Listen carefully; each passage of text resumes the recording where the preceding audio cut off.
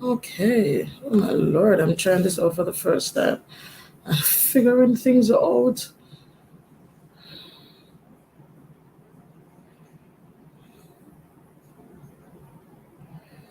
Good morning, good morning.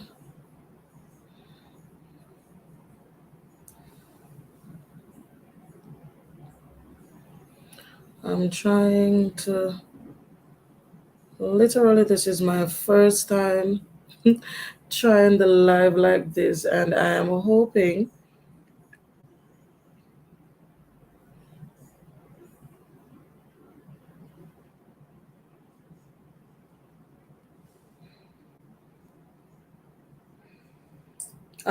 Are you hearing me?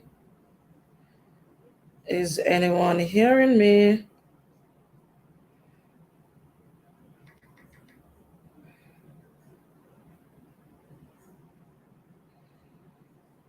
Is anyone hearing me?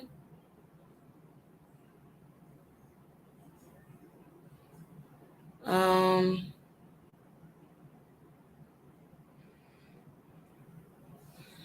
what this is saying, it is, hello? Okay, I think I'm live now.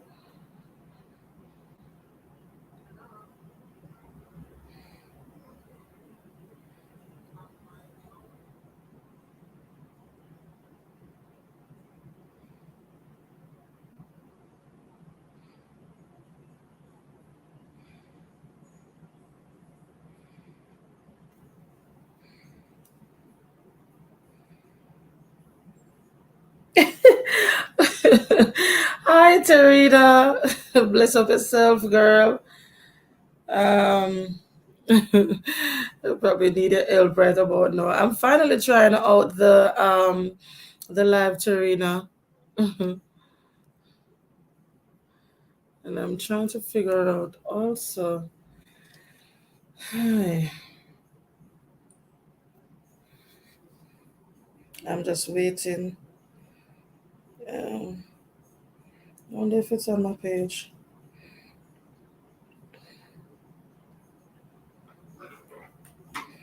How's the heat in the Middle East, Terina?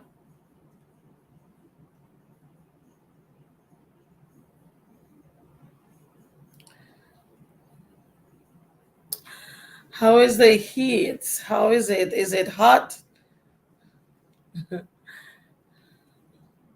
Thank you, my dear. Thank you so much for that feedback.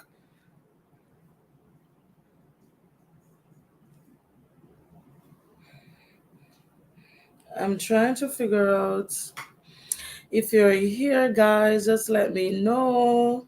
Say hi. Um,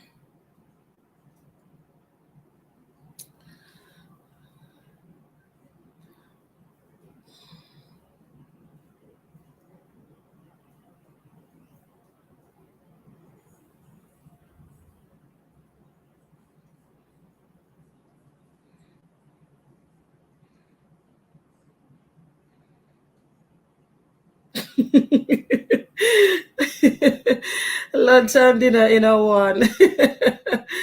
My God, breakfast, lunch, and dinner. I know, right? Because our evening now. Oh my word. It's summer, it's a lazy time after 10 o'clock in Jamaica. No. So, all right. So let me, I don't know, maybe persons will come on eventually, inshallah.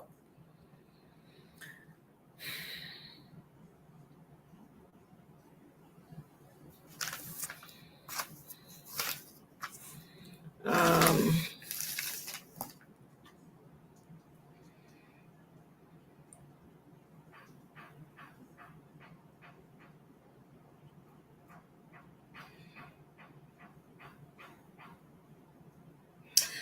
Terry, I thought I don't know how to share this live. It is what it is. I was trying to figure out how to share this on my on my YouTube on my Facebook page.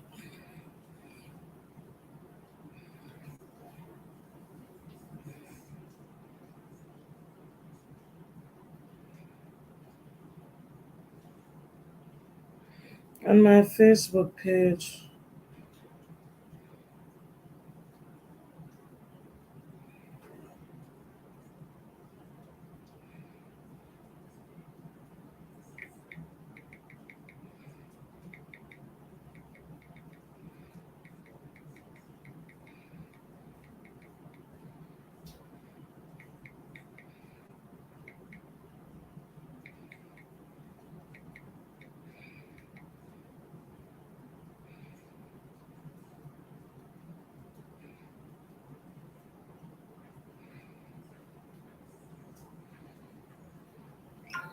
Hi, Kay.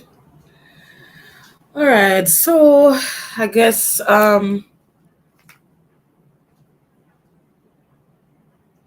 thank you, Tarina.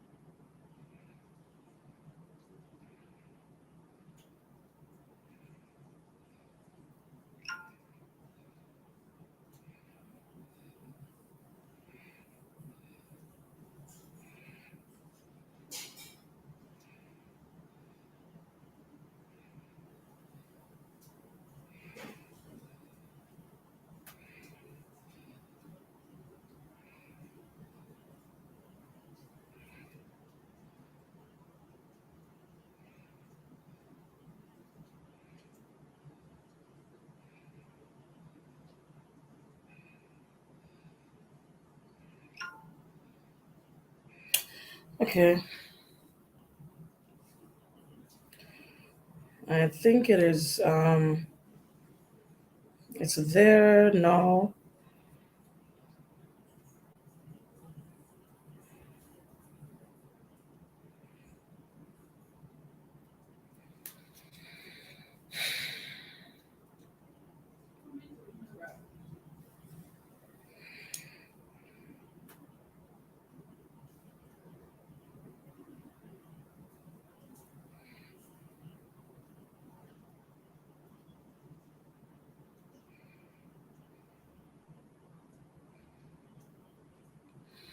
Okay, guys. So let me just begin by just welcoming everyone that is here. Thank you so much for joining. Blessings to you. This is Simone, Jamaican teacher or a Jamaican living and working in United Arab Emirates. And thank you so much for joining again. And please, I'm asking you, can you please give this live stream, this video, a thumbs up? Thank you so much for doing that. If you have done that,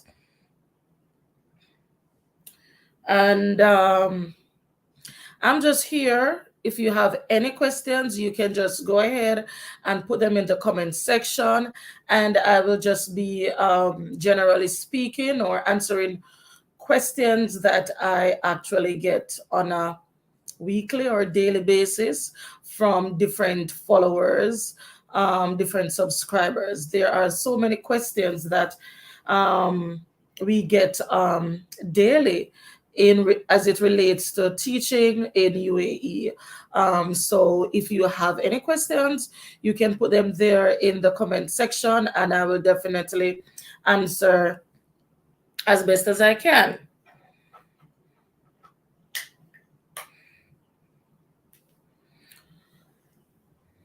So I'm just gonna start out by saying that as a teacher, I have been working in UAE for what, 7 full years.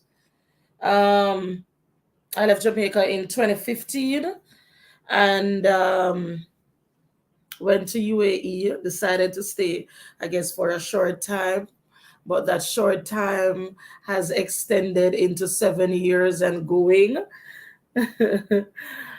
That short time has extended. But I'm thankful and I'm grateful.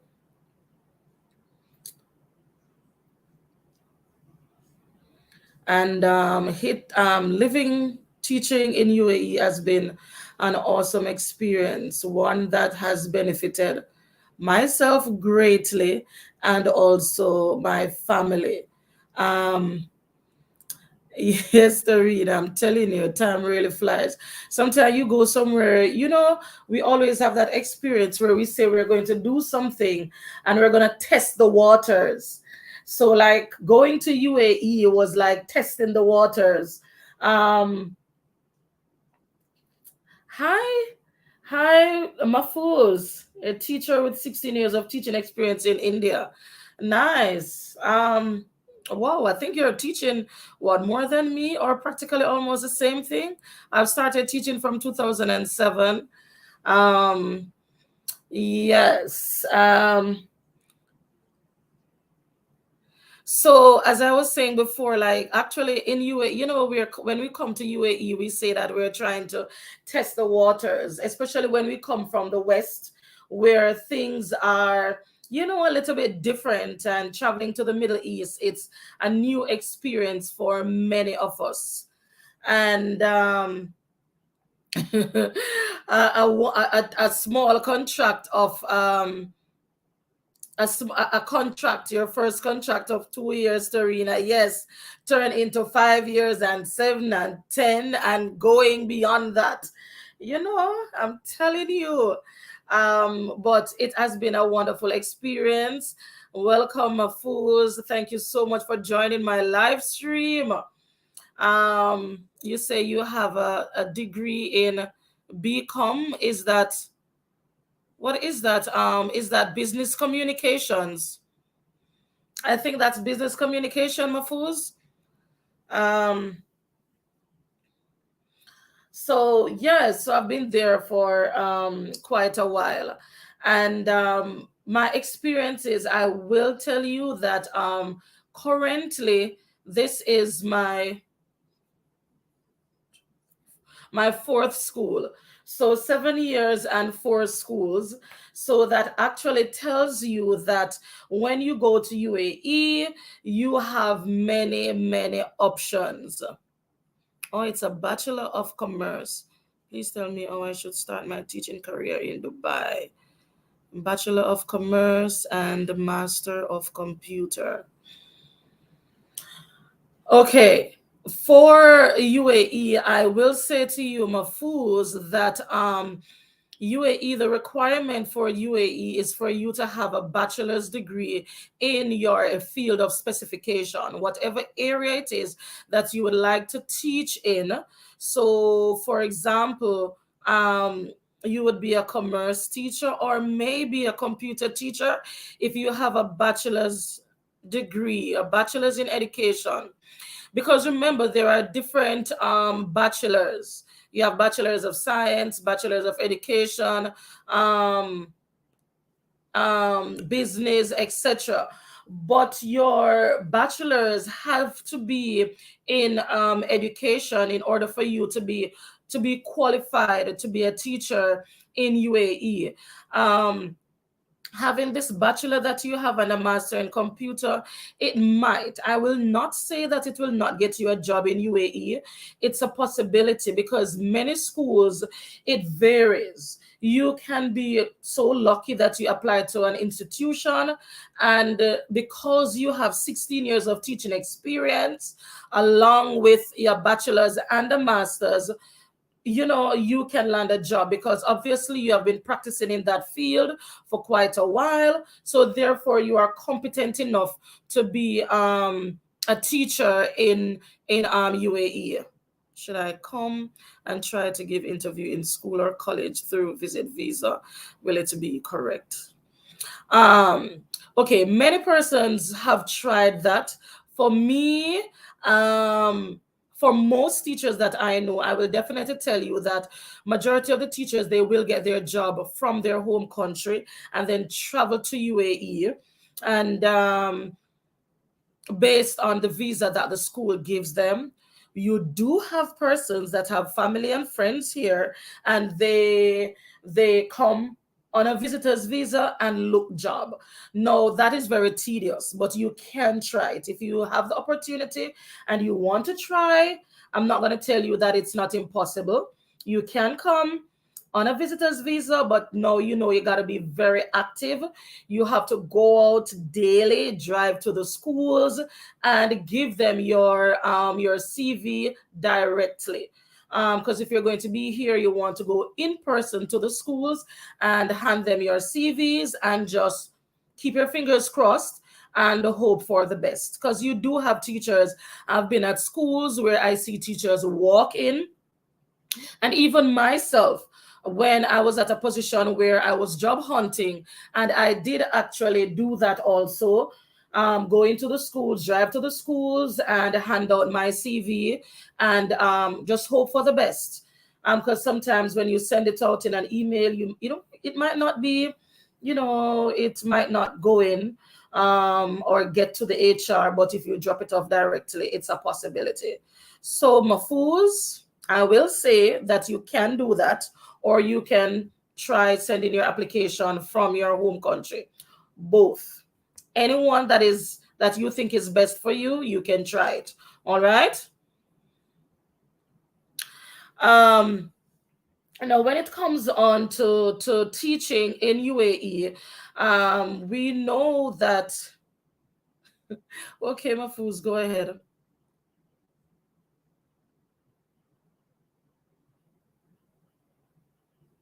Okay, thank you, Tarina. Mafuz, as you can see, Tarina states that there is a visa that is called a job seeker visa.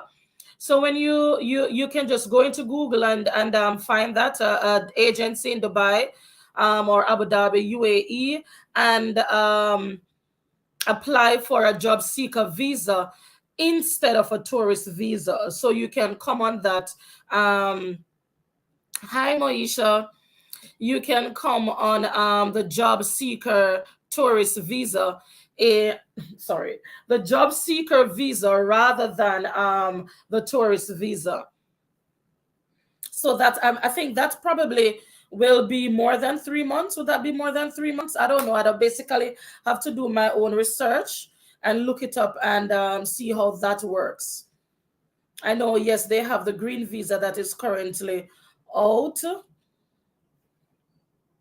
Happy Tuesday, Moisha.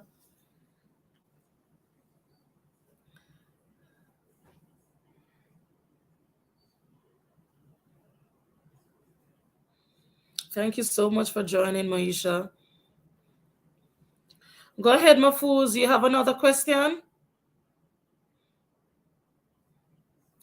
Um, so as I stated, that in order to teach, one of the requirements, and many persons always ask, what are the requirements for teaching in UAE?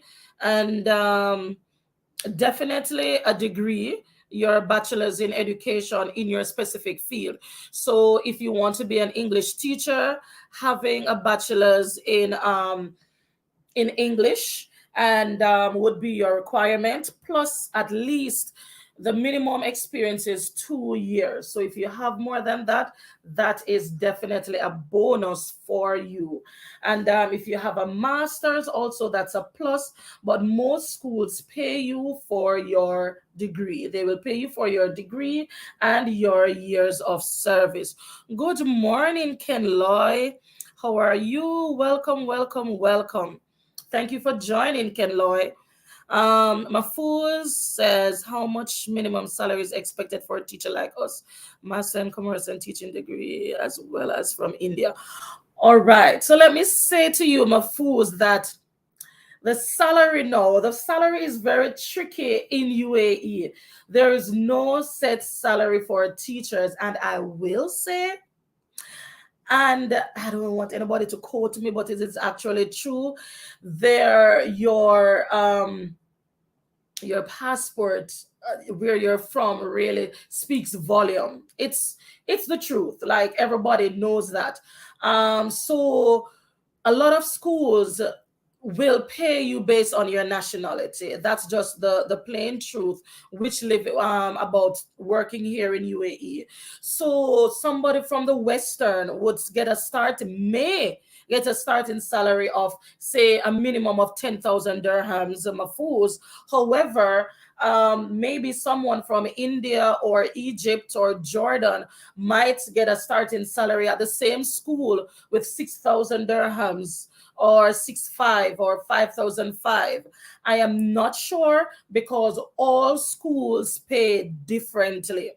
They all have their own salary scales based on their, remember, one factor that normally tends to deal with your pay grade is the fee that the school charges. You have a lot of school that their fee is very high, so their teacher salaries can be at a higher level. And you have schools that are for other students, and their salary might their not salary, their school fees might be on a lower scale, so their teaching salary is not that much. So maybe with 16 years experience and your qualification, I really can't give you, because I am not a recruiter and I am not also an HR, but I might say you can look anywhere between $6,000 to $10,000. Good morning, Marlon. Thank you for joining. But you can look along that line, Mafuz, I'm sorry, for your for a salary um in regards to for a salary um in regards to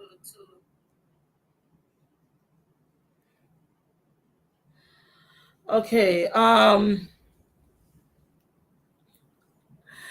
You're most welcome, Mafuz. You're most welcome.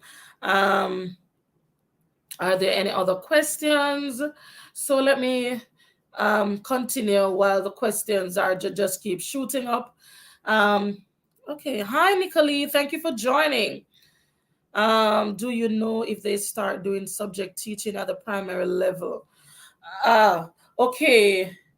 At the primary level, for you to be considered to be a primary teacher, like for me, I have a bachelor's in education and a diploma in primary ed.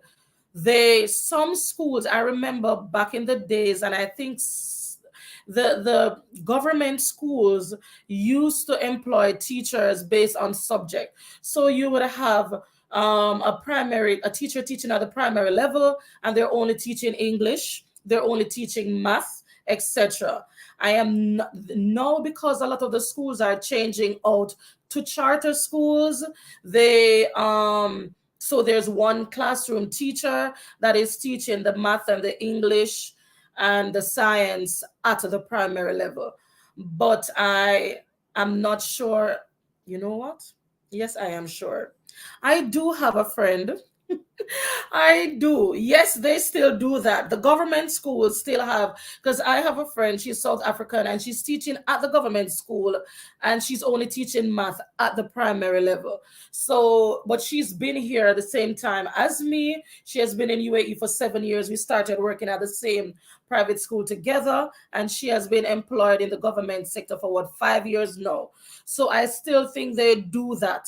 So you can be a primary teacher and teaching specifically a subject like math, and you teach more than one grade, more than one class, and even grade. Yes, it's a possibility. Um, you're most welcome, Mahfouz. Does that answer your question, Nicole? Ken Loy says, so it's mostly private schools there. No, Ken Loy. Whoa, no, no, no. Because private schools, you got to pay to go to private schools. There are many, many, many hundreds of government schools just the same. Um, the government schools are right across the entire Emirates, and there are 7 Emirates, and each of them has many government schools, most of which is in Abu Dhabi. Abu Dhabi is a capital city of the United Arab Emirates, and it is the largest, and it has most of the schools, and they are spread across right over. And when I said government schools, I don't mean the schools. It's a very big population, and the school population is normally a lot. Majority of the schools have over 1,000 children. You have schools with over 2,000 children. You have some really, really big schools.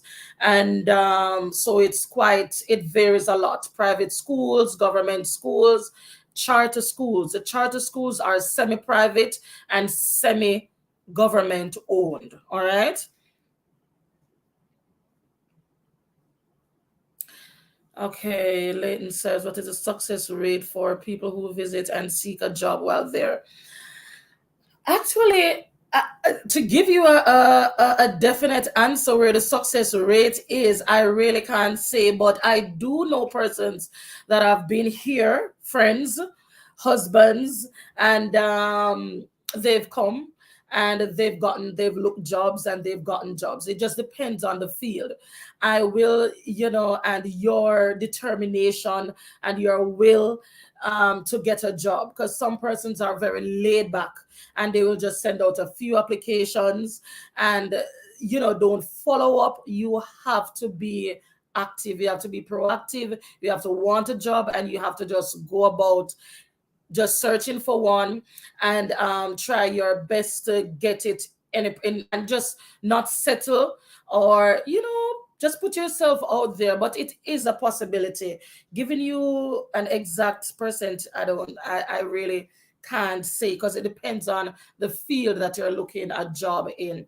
Education is really good as a teacher because there are always schools that are recruiting. Recruitment is it's a big thing here, and the jobs are always in demand, so there's a lot of possibility to get teaching jobs right throughout the year in UAE.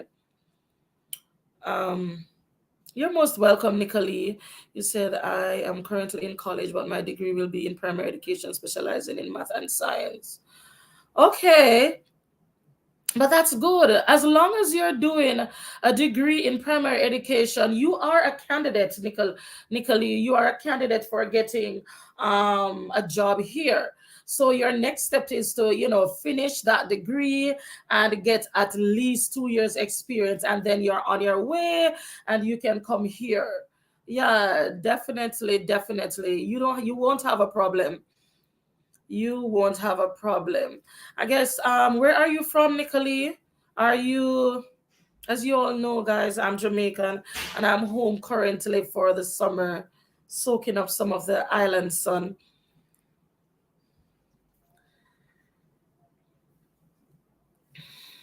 Okay, Nicole. Oh yes, definitely. You won't have a problem with you trust me, you won't have a problem. Because when I'm a Josephite, when I went to Joseph, I specialized in Science. I did advanced biology and what was it? I specialized in PE, I think. However, my diploma just said my diploma just says diploma in primary education, and my degree also says it's a bachelor of education in primary education. So you won't have a problem, trust me. You're Jamaican, your qualification is very good. All right, it's up to par. So yes, your degree and the minimum of 2 years experience, as I stated before. I'm looking at, if you see me looking away, I'm looking at some questions that persons have continuously asked me, and I'm trying to answer them along with also answering questions that you have. And remember, also, if you have a family and you want to know about families, shoot your questions. Um, so, as I said before, just to reiterate, the when you come to UAE, you can, it's not just Dubai and it's not just Abu Dhabi.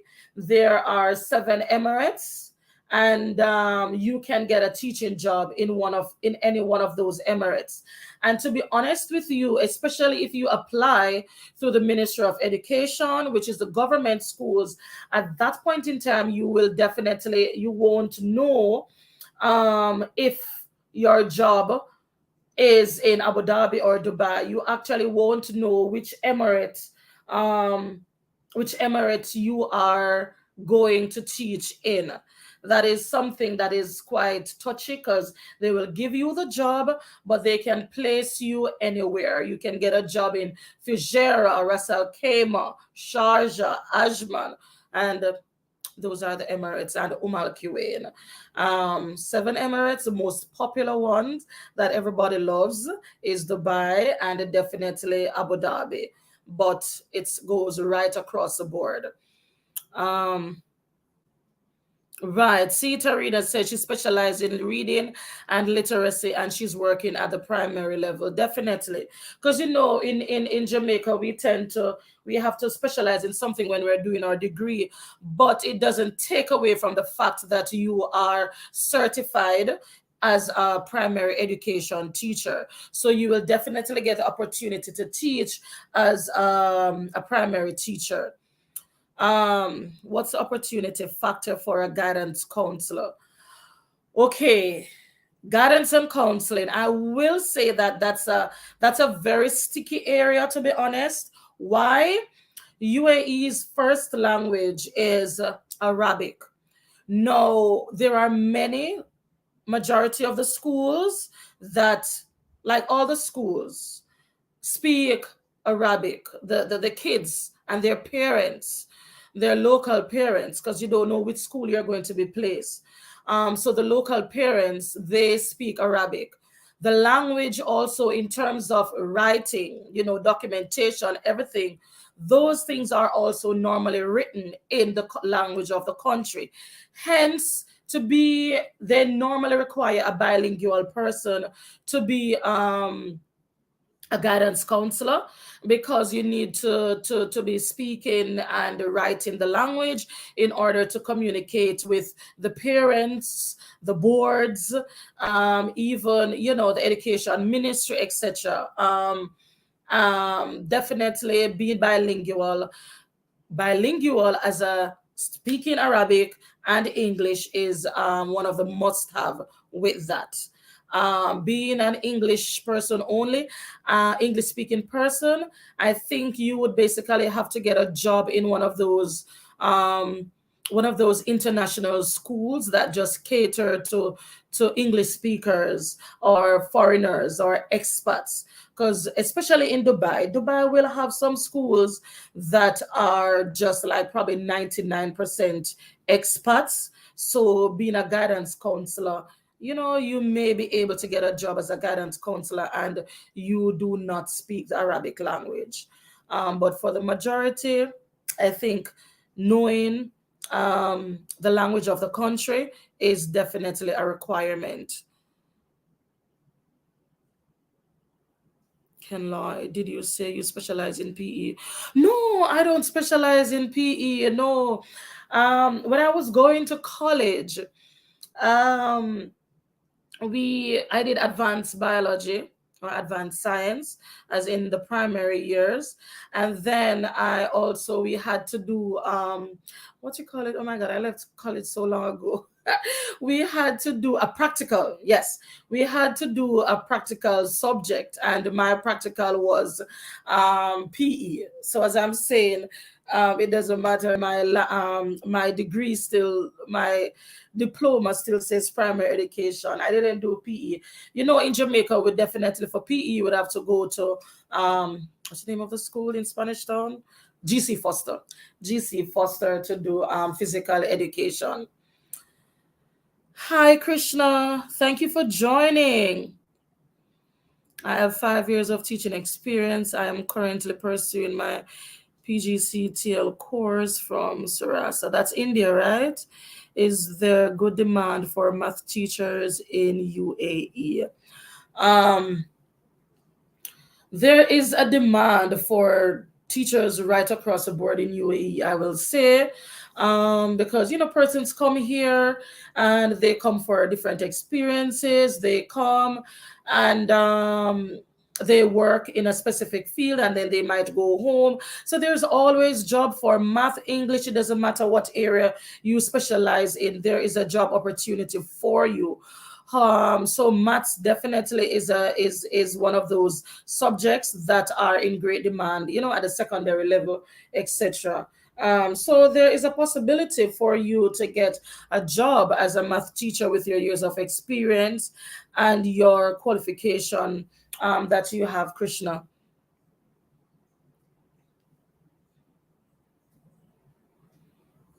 All right.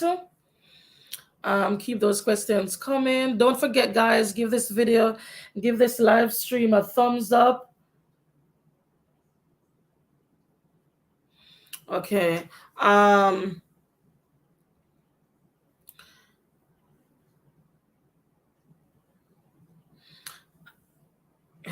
Can I try jobs from India or do I have to come there and try? I just answered that question for my food where I was saying to him that you can do either, which one you think, whatever one that you think is best for you. You can start applying in your home country, and if it's a possibility and you want, you can try coming to UAE and applying. There was a visa, Tarina was telling us that there's a specific visa that you can use to get here to for a job. I'm trying to look for the one that Tarina had said about the visa. A job seeker. So Krishna, there's a visa that is called a job seeker visa that you can use to come here. You can apply for that rather than applying for a regular tourist visa.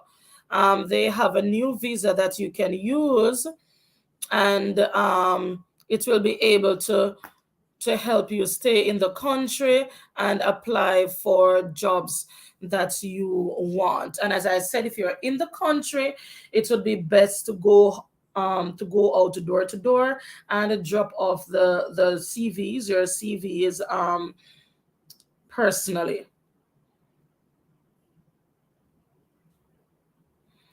Does most school prefer overseas teachers or they want only locals? No, no, no, no.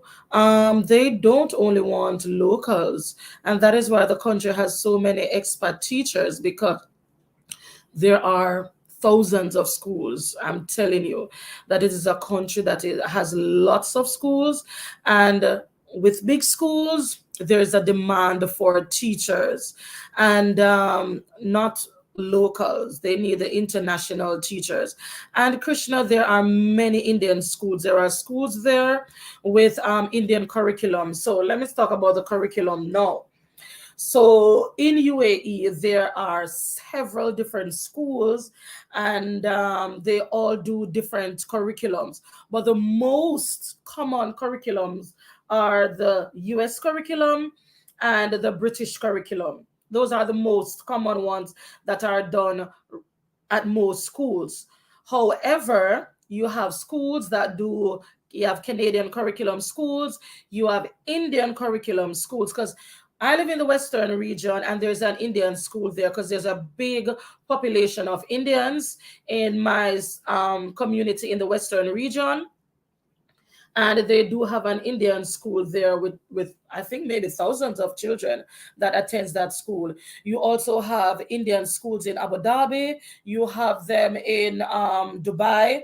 There are quite a few, and not just Indian curriculum schools also, but schools that have a large population of Indian teachers. Probably the school is owned by an Indian, and he employs a lot of Indian teachers. So there's a possibility that you can get a job in those schools. It's just a matter of doing your little research, and there are endless opportunities there for you. Um, Job opportunities for PE teachers, Ken Loy. Okay, majority of the schools, um, like my current school is small, so we have one PE teacher. I'm currently at a very small school. Previously years, I've been at schools with over thousands or 2,000 kids, but I'm currently at a small branch of a larger branch of schools. Um, but I will say, like my previous schools, we had let me see, two PET. There was a male, there was a female, there was teacher for the secondary, and there were probably about 4 to 5 PE teachers. And it depends on, but my current school has one because it's a small school. So there is I where the demand for PE teachers, and because those, to be honest with you, those teachers don't really leave their job that much, to be honest, based on what I see. Like my previous school, the PE teachers have been there for years, and I left them there. So it's kind of a little tricky, but I have seen PE teachers. I tell you, there are thousands of school, and there are always job opportunities. I have seen, because I have a friend that is also a PE teacher in Jamaica, who has asked me about PE jobs over here, and I've seen some, and I've sent to him, but I think probably as they drop, somebody picks them up really quick, because they are like far and few and in between. But there are definitely possibilities. You just have to. I'm telling you guys that with searching for jobs in UAE, everyone's experience is different.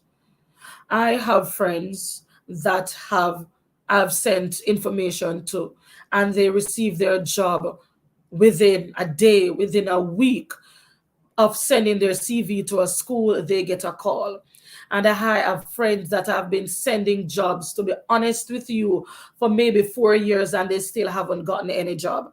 And that they have their degree, they have years of experience.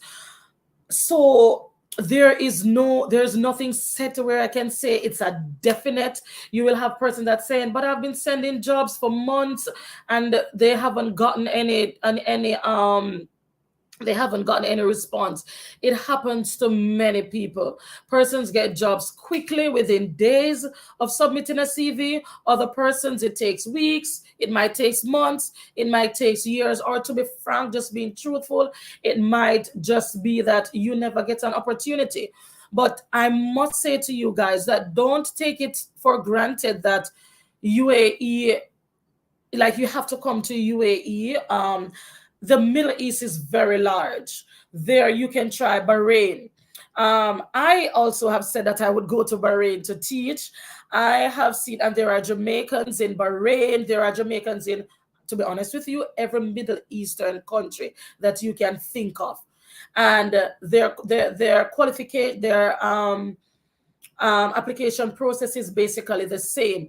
When you go on the recruiting agencies or the recruiting websites, such as Tests or Seek Teachers, you will see um, various jobs that are in different parts of Asia, different parts of the Middle East, and their recruitment drive is pretty much the same. And their benefits are pretty much the same. The same thing when it comes down to housing, flights, end of service gratuity, accommodation, and benefits and for your family. They pretty much do the same. Bahrain, Saudi Arabia, Kuwait. There are many teachers in Kuwait. There are teachers in Oman. And the list goes on. If I just the yes, the opportunities are endless. And if you want to come to UAE, Dubai, Abu Dhabi, and suppose you don't get, sometimes we need to broaden our horizons or opportunities. It's a possibility where you're trying with Dubai, and because the competition is very stiff. To be frank with you, the competition it's a lot in this part of the world. So you can probably try somewhere else, and that would be a plus for you, getting that opportunity somewhere else, and getting the experience in, say, a Saudi, a Kuwait, Oman, Bahrain, and then using that 2 year experience now, that will make you be more marketable to come to UAE, because a lot of persons do that. So you can also think along that line to see if there's another opportunity out there. And I'm telling you that you will definitely enjoy, you will enjoy them. Sometimes I say, you know what, I'm going to leave UAE and go somewhere else. And Bahrain, I don't know, I'm loving Bahrain. I'm loving Bahrain, and I said I'll probably try Bahrain one of these years. Maybe not now, but if I leave UAE and I try to come back to the Middle East, I think I'll not come back to UAE, but I'll go to Bahrain. um Okay, let me see. TJ, hi TJ, thank you for joining. I have just had a contract come through for a job in UAE. What should I look up? Wow, congratulations, TJ. Congratulations. But your contract should tells you exactly what you should expect, right? Normally your contract would outline well, it tells you everything: your salary, your housing, your benefits, your insurance. What do you mean by what you should look for in terms of coming here? Which emirate are you going to, TJ? May I ask? Um, just come with an open mind. If there's nothing to fear, just pack your luggage, put your clothes. That's all you need to come with, because especially if you're getting a school accommodation, like one of my videos basically um outline some of the things that some schools give you if you're going to a school accommodation. So you basically don't need to worry. Just pack your luggage with appropriate clothes to take to you're going to Iraq. Oh, nice. Russell Kema, that's nice. Iraq is like one of the third most popular, no, it is not one of. Iraq is the third most popular Emirates. So you have Dubai, then Abu Dhabi, then Ras Al Khaimah. It's a very nice Emirates. Lots of beach. It is one of the most popular ones in terms of the population and what it has to offer: hotels and beach and outdoor activities, etc. And it is pretty close to Dubai. So yeah, you will enjoy Ras Al Khaimah, TJ. Um, ah, just have an open mind. Enjoy your job, going there.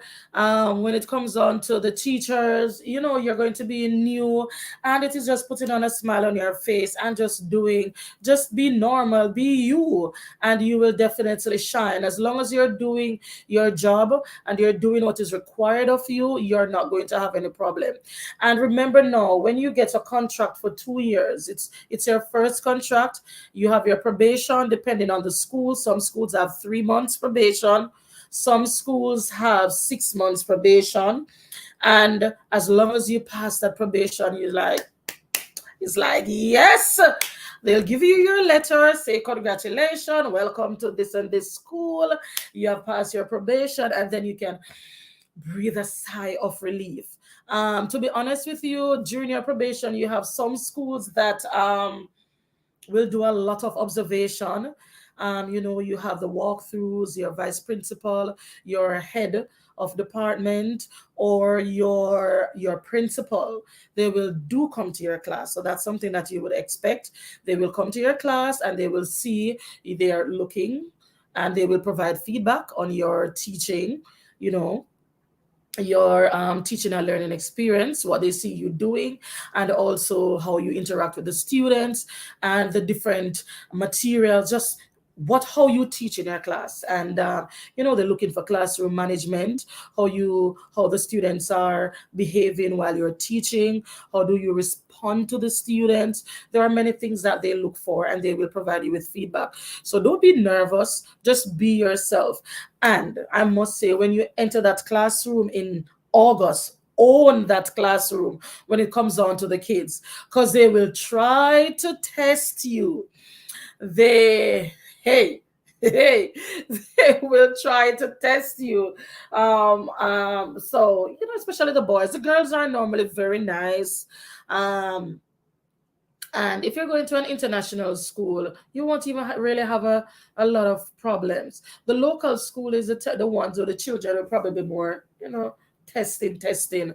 But the international schools, the children are just, they are kids. And I will say to you that anywhere you go in the world, that kids are kids. I teach in Jamaica, and I had children that would test you. They will try your fate.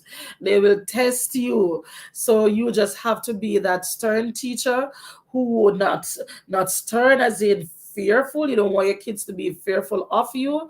You just want to be that teacher that commands that level of respect to your students, and they behave. Yeah, don't worry about it. Congratulations, TJ. We might see you somewhere. All right. Um, can I teach UAE, British, American curriculum with an experience in Indian curriculum? Will they prefer such teachers? Um, Krishna, let me tell you, as a teacher that came straight from Jamaica with no American experience, no British experience, nothing. I only taught because Jamaica, we have our own curriculum. All right, that it is kind of fashioned from the British curriculum. However, I wasn't taught. So therefore, you coming here, you're most welcome, TJ. Coming here without that experience in British curriculum or American curriculum, it is not. You do have some schools that will say it's a plus or it's a requirement, but it is not. Because teachers, I came straight from Jamaica, straight flight from Jamaica to UAE. I got my job while I was in Jamaica. And to be honest with you, 2015 was one of the year where it was I was one of the first set of Jamaicans that flew straight from Jamaica to UAE. There were Jamaicans here, but they were dual citizenship. So they were, when I met them, they were British. So they had the British passport or the American passport, and they were like, "You come straight from Jamaica?" And I'm like, "Yeah." I'm like, "Oh, not the first." So, but over the years, things have changed, and even in the MOE schools, they have started employing lots of Indian teachers. So you just need to just put yourself out there, and you will definitely get that job. Don't worry about the curriculum. Teaching, for me, I say teaching is teaching. And if I do an interview now, I've never taught at the British curriculum school, but I interviewed at a British curriculum school, and they asked me, what do you think about the British curriculum, or can you teach it? I did the interview and I got the job, but I didn't take the job. And I just simply stated that for me as a teacher and with my experience, curriculums are curriculum. They all teach the same. The standards might be different, but the content is the same. If I am teaching verbs, verbs are verbs in English. Math, addition is addition, multiplication is multiplication. So the content is this pretty much the same. It's just the standards might be a little bit different, but content is content. So it doesn't matter whether it's a British curriculum or American curriculum.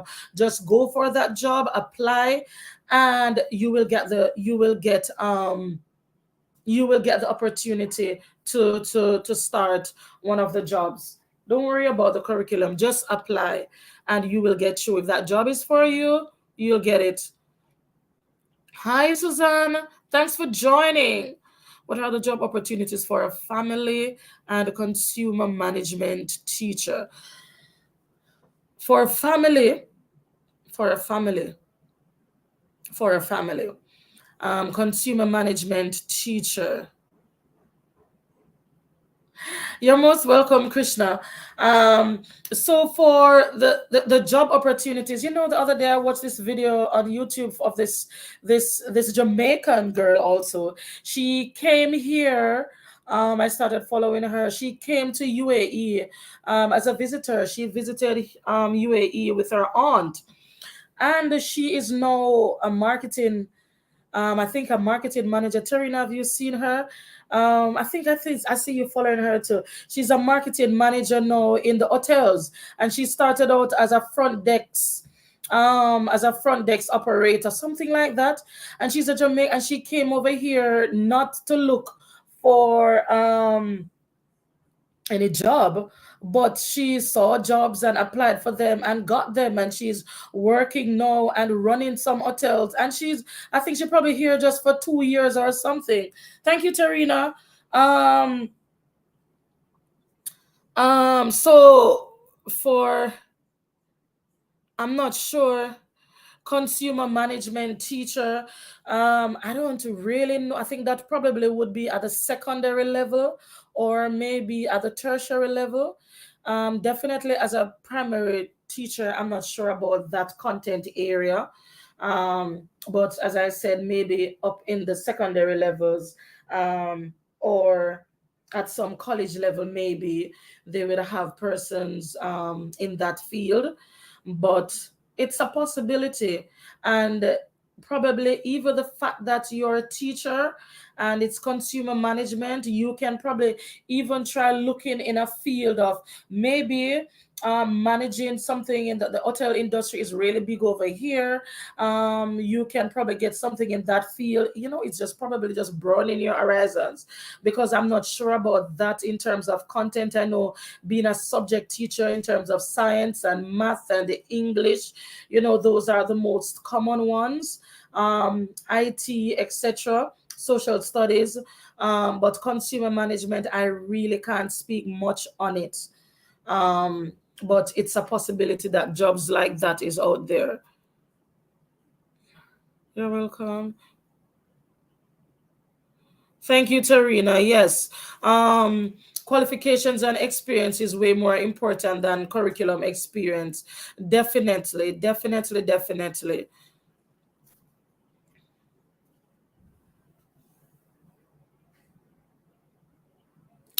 Moisha says adoption is all it takes when teaching. Yes, Moisha, definitely.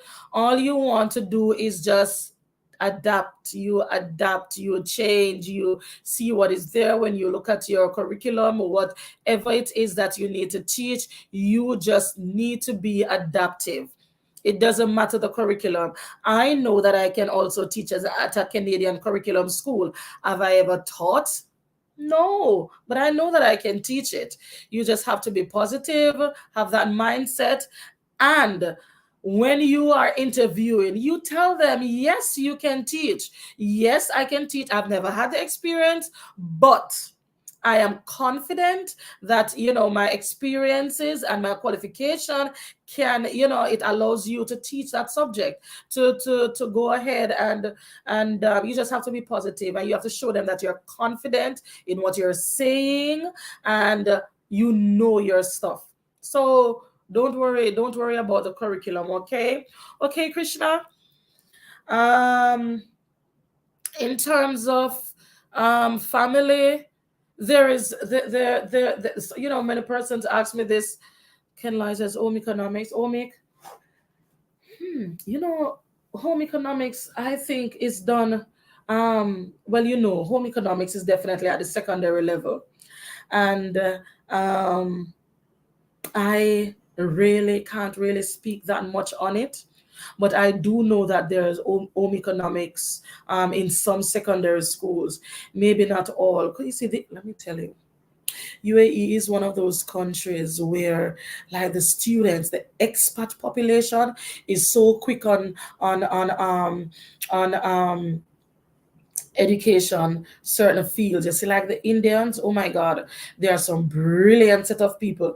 And you know that Indians, they love the doctors, they love to be scientists, they love the science fields, and they're doctors. And so, those subjects, they tend to push a lot of those content subjects, to be honest, based on what I gather from the secondary schools. So, like, subjects, regular math, English, and the sciences, those are really big over here in UAE. The physics and the chemistry and the biology, the sciences are really, really big here. And they definitely always look for great English teachers at the secondary level also. Teachers that are teaching up to exam level, which is whether it's an IB curriculum, or as Jamaicans, if you have an experience teaching up to CXC level, so, that's a plus. So you basically can, you'll state that you've taken students to exam level because you're teaching at that level, and you can teach up to what, grade 11 or grade 12. Um, and they will definitely, at the secondary level, you have teachers that probably teach. Okay, for over here, let me tell you, the schools are in three groups, not three, four. So you have the KG level, the KG, which is KG1 and KG2. Then you have, Suzanne says, same as home economics. Yeah.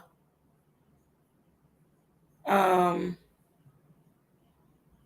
Yes, Suzanne. I'm saying, in regards to home economics, I know that, it's I'm not sure about the demand for those teachers, as opposed to, when compared to the other subjects. But I do know that there are schools that does come. One of my friends teaches at a school, and she told me that they have a really big home ec department. And I was like, really? I didn't know that they do home economics in UAE. And she says, yes, her school, they have a state of the art kitchen and all of that. And I was really taken aback. So there are endless possibilities. There are so many things that I'm still learning. Even after 7 years, there are many things that I'm still learning about UAE schools. And then, because I am a primary teacher, I know a lot about that environment more than at the secondary level. Now, because I have friends teaching at the secondary school, I can get information about what is taking place at some secondary schools. However, my friends are English teachers. So they, like, the information is still about teaching English. I don't know any Westerner that is an OMIC or a science teacher. Everybody that I know at the secondary level teaches English. Mm-hmm. Yep. Wow. Yeah. Hmm. Yes. But as I was saying before, um, the levels of schools here, you have, and then you have the nursery, and they do employ teachers for nursery. You have the KG, that's KG1 and KG2. Then you go on to elementary education that runs from grade 1 to grade 5. And then you have the middle school, so that basically functions pretty much like the US schools. You have the middle school, which is three grades, grade 5, wow, grade 6, 7, and 8. And then the secondary level, which goes from grade 9 to all the way to grade 12. So that's the four areas that the schools are divided in. And I will say to you guys that you have some schools that, some international schools that goes right across the board. So they run from they have the KG department. All my schools, we have that. They that I've taught at, they run from KG all the way up to grade 12. So you know that those schools are pretty big, pretty big with thousands of students, because they cater to all the different levels. So each group just matriculates onto the other, onto the other, onto the next level until they complete 12th grade and they move on into college or university. Um, yes, guys. So, um, are there any other questions? And as I said, for those who are still looking for jobs, it is, I'm gonna do another live when I talk about visas and stuff like that, or family. I think I could do that in another one.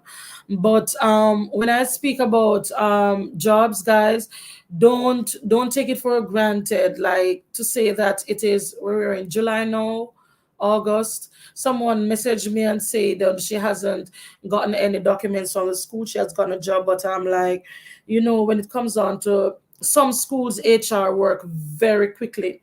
For those of you who have seek job and you might hear from them, or you not, or you have interviewed and you have not heard, some schools HR are very, like, they go so fast. They snap and they get things done early. And others, you wonder if they're sleeping. They really do take a time. They take a while to get things done. So you might not hear from them until maybe in August. But as I was trying to comfort someone, like, don't be perturbed. You still have an entire month of August, and our school year begins August 22 for teachers, and the kids are coming on what, the 29th. The kids will start on the 29th. So there is still a lot of time for you to get a job. And if you have done an interview, there is still time for them to hear from them if you haven't heard from them. And if you have heard from them but you have not gotten your contract, you still have a lot of time. Don't worry. They are there right throughout the year. Just keep messaging them and they will get to you. You don't have to worry in regards to that. um you will hear from them, and it will happen very fast. When they're ready, it will happen fast, because the visa takes, for the school's HR, the visas takes like a day for them to get.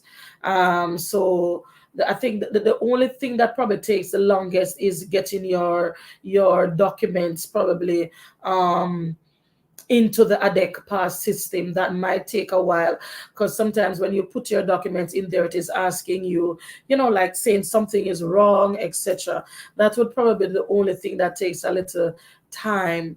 Now, as I mentioned documents, let me mention, um always remember that your documents that you need, your degree, it needs to be attested before you come to UAE, and that's a big thing.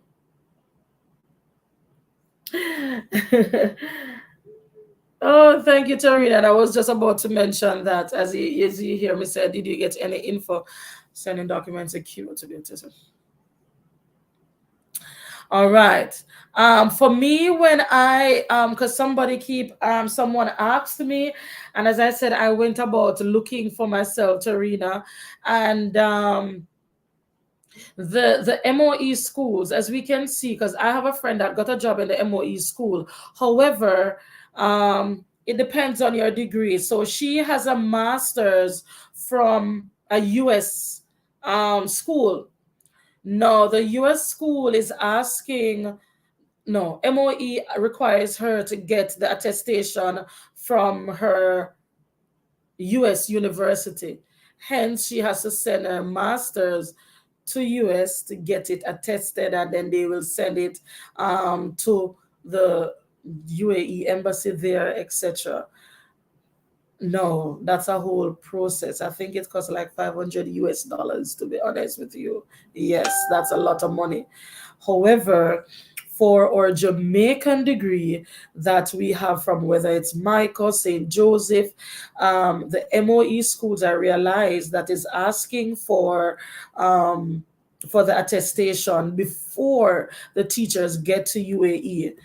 Which, guys, I'm telling you, wow, that's It's a lot to ask for, but like the only advice I can give someone in terms of that, if your school asks you, is if someone is in UAE and you know someone, like if I was there I would gladly do it for you, but as you know it's summer and I'm not in UAE, because I don't know why the pressure, because it's not needed for you to travel. It is needed when you get here, you will give them the document. Just like I did when I got here, I gave them the documents and it got attested. And there is a place in UAE um, that attested. No, what I did, thank you, Tarina. I did a video the other, my last video actually that I posted on my website, outlines, or what I did was I went on, I Googled, I told you guys, always Googled, things are there. I went on, I searched for the embassy, the UAE embassy in Cuba, because that's the nearest consulate to Jamaica. So, in order to attest your degree, if you're Jamaican and your school is asking you to attest your degree before you get to UAE, the nearest consulate is in Cuba. Now, how do you get to Cuba? No, you're not going to go there directly. Well, you could probably take a trip and go there for the summer. To be honest with you, you can fly over there. It's visa free for us Jamaicans, or you can you can go on what you call it, the courier services.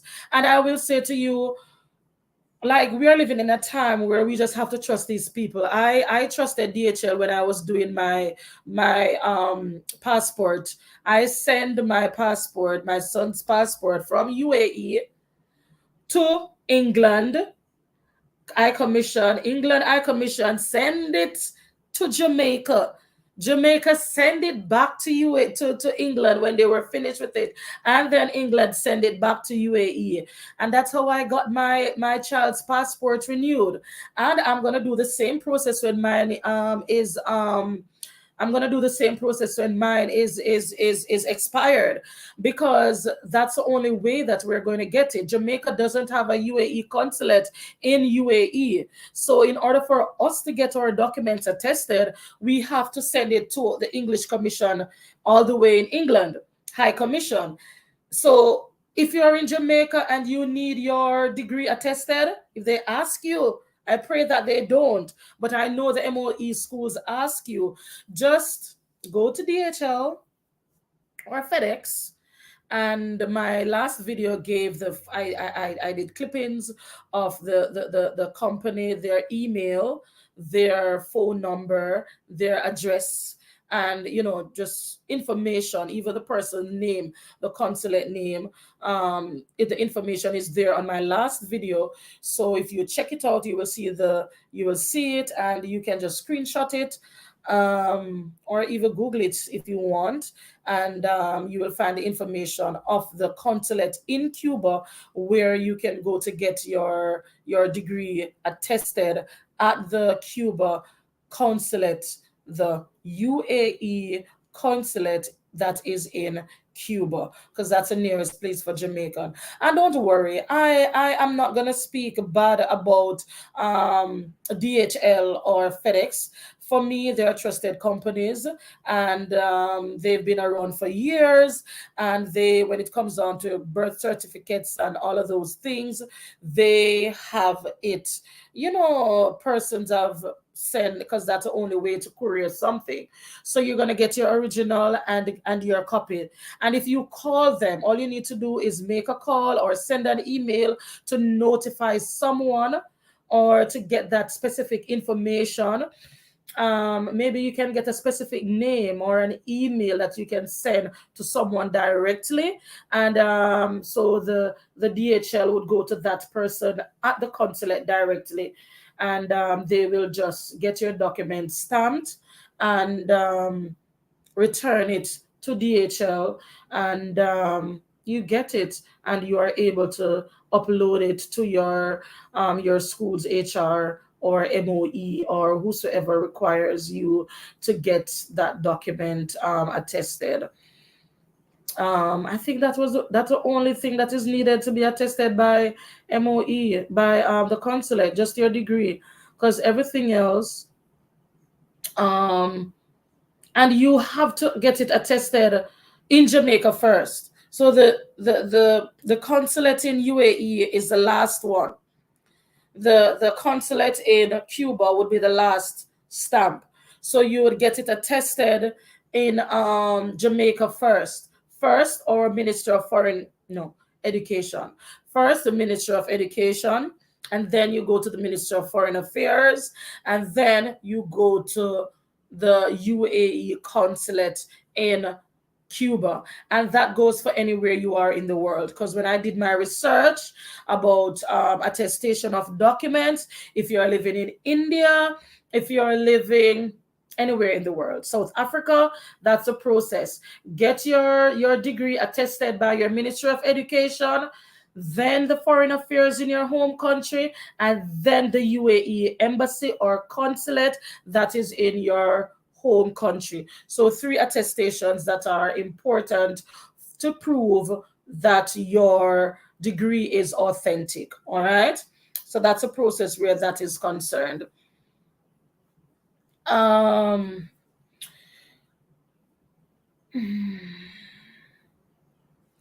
so guys, if there is thank you guys for staying with me so long. Thank you, thank you, thank you.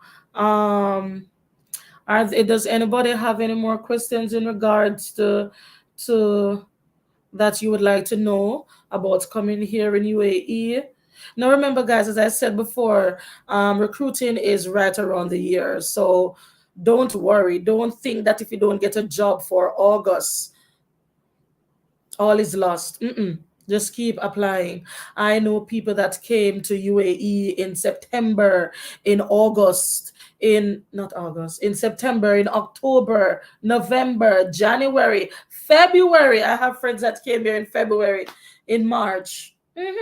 Don't worry about it. Just April too, right around the year. Um, First minister. Yes, Washington. Oh, Washington D.C. also, Tarina. Okay. So it's either Cuba or Washington, D.C. in the United States. Okay, so two consulate that we can use, the one in the UAE consulate in Cuba or the one in Washington, D.C. And it's just basically, guys, going on Google, searching the information, and when you get that information, then you just send your document through the courier service. Moisha, first Ministry of Education in Jamaica. Yes, Moisha, that's what I was saying. Ministry of MOE first, then Foreign Affairs, and then the consulate. Right, Moisha? Three of them. MOE, which is Ministry of Education, and then the Foreign Affairs, and then the UAE Embassy or the UAE Consulate. Thank you so much, Maisha, and thank you, Tarina. Um, yes, guys. So that's it about the jobs and how to get them and what is required, etc. Now there are so many things that we can talk about when it comes down to working in UAE. All right. Um, my friend.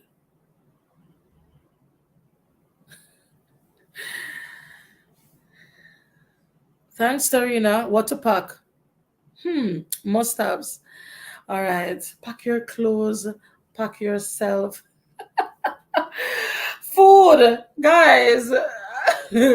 As a Jamaican, um, we always tend to there are certain things that we love that is only found in our home country. And when you go and you might start getting a little you start feeling a little homesick, you want to indulge in some local cuisine. You bring your frozen ackee and bring your little saltfish and bring your little snacks and your bun and cheese and biscuit and something. um but guys, when it comes down to when I things and times have changed a lot. When I first came here, let me tell you one story. I have a story, When I first came to UAE, I think I left because I never earned a whole heap of money. Can get attestation done in UAE also.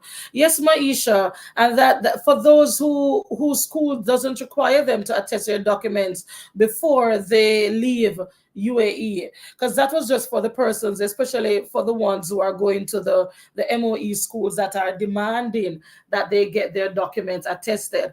But if you're going to an international private school, just come with your degree, photocopy it. You can even photocopy it when you get here, and then you go to, there's a place in Mustafa in Abu Dhabi that does attestation for you.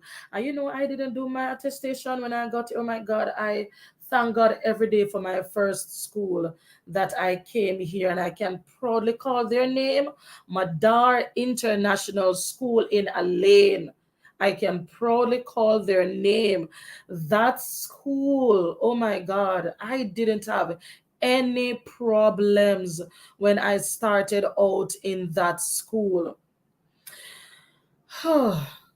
They were so awesome. Carol Haber, she was our HR. Oh my, I tell you, and that was 7 years ago, and I don't forget her. She was awesome. Oh my God. I'm telling you guys that you see when God is in it, when it's your time, and things will just work out for you, and you won't have any glitches. Because when I got my job with Madar International School, and as I said, I'm calling their names because we got jobs straight out of Jamaica. When it was two of us that started, two Jamaicans, we went up together. And then Moisha, your friend started late April. Yes, that's what I'm telling them. Right throughout the year, every single month of the year, teachers start working in UAE. Um, when I got my job and we started in when I came here, guys, I woke. Let me tell them. I'll tell you a story. When I got my interview, because I was at that point in Jamaica where I said, I want to branch out, and everybody was going to US, and the now participate, then VIF. And I was like, Jesus, I hated interviews. And then I say, my friends, one of my co-workers, she went to, because she left the same time when I did, she went to North Carolina. We had to go to Mobile to do interview, make charts, stay in a hotel. I said, I have money for do all of them something there. And I said, all of them something there we have to go do. And I said, Jesus, please, me never like that. And I remember I also got a job interview. I did it at an hotel in Kingston, but that was for an England job, a job in England. And I didn't get through. Okay. I was disappointed, but I was okay. And then my friend, my coworker, got a job in Qatar. Oh yes, I forgot even to talk about Qatar, another Middle Eastern country. Jamaicans work over there also. So I got a job. My friend got a job in Qatar. This now, my recruiting company that brought me here to UAE is called Red Teachers. All right. Um, she said, you know what, Simone, I get a job in a Qatar, and I'm going to send you Neil. His name is Neil Batel. He's one of the co-founder of the company. And she said to me, send him your CV and tell him that I sent you. And I did that. And he's like, hi, and he says, I have a school in Abu Dhabi. He said, Alain, but not that I know anywhere. And I heard from him like literally like the next day after sending him a CV. I'm like, no problem. And then he set up the interview with my HR, and he told me the time, and on Google that time summer school. I think we were at the end of June, and I Googled the time, and I was like, oh my God, I'll be sleeping. But anyway, I set my alarm, and I woke up And I sat there and I waited. I sat up in and I waited. Nobody. And I was like, oh my God, what is this? What happened? And I went back to sleep. My sister always talk about it. Then I went back to sleep. When I went back to sleep, I hear my phone ringing. I was like, who's calling me this hours? When I answered the phone, it was Caroline, my HR. She's like, hi, Miss Simone. This is Caroline Huber from Madar International School. You have an interview.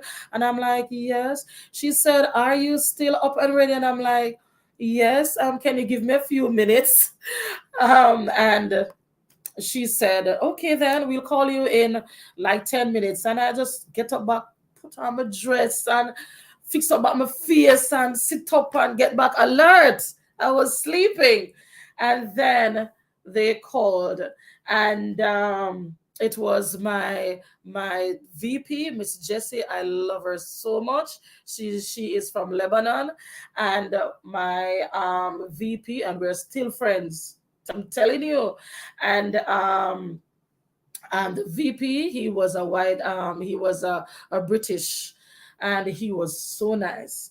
And we did the interview, and I did the interview at about 1 a.m. And by the time I wake up to go to school the next morning, I saw the job offer, and they gave me 3 days to sign and send back.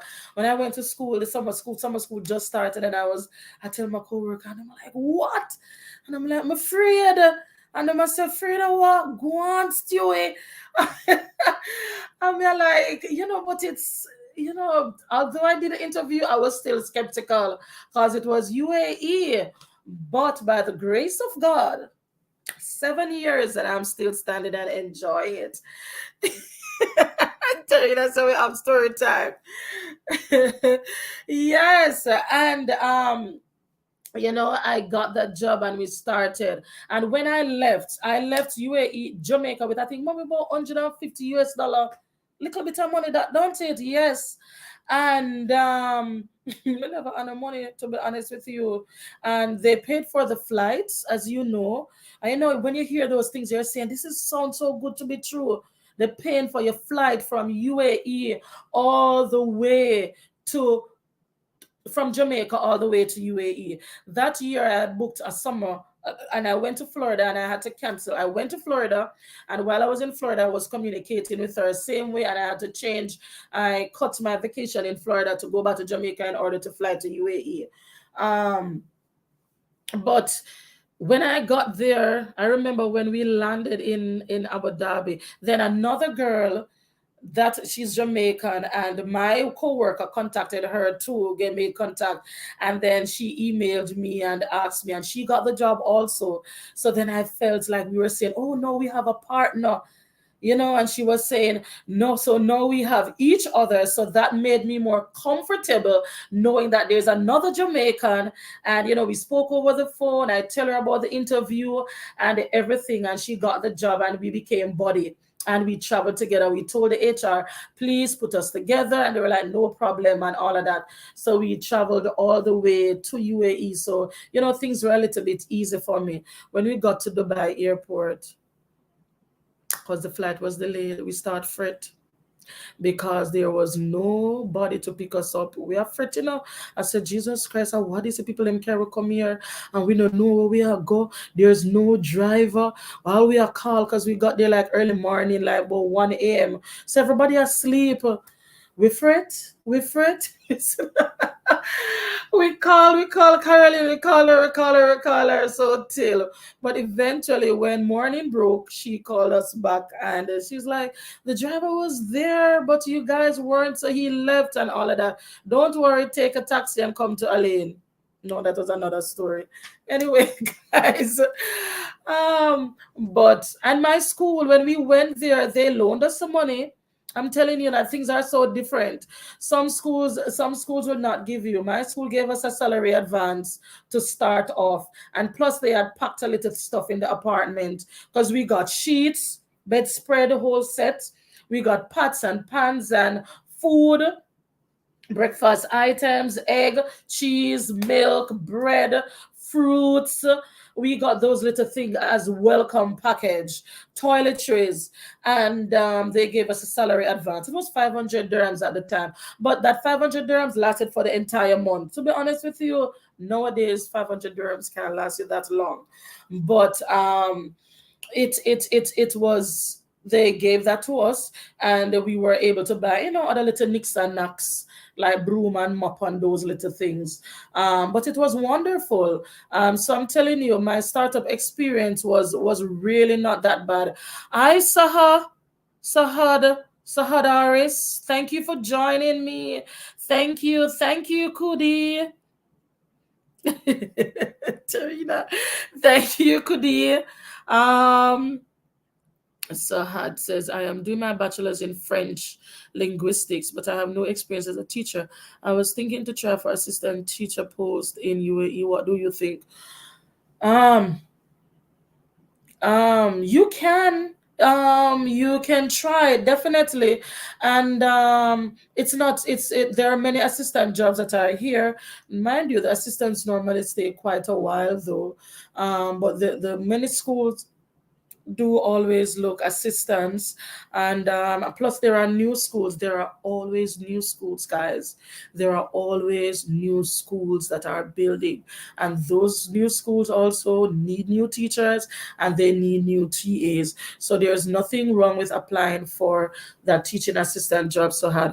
And probably after a while, that experience can also, if you land in the correct school, they will probably even give you to the opportunity to be a French teacher, because some schools offer French as a subject. Some international schools offer French to students, and some do Spanish, as a second language, along with Arabic for.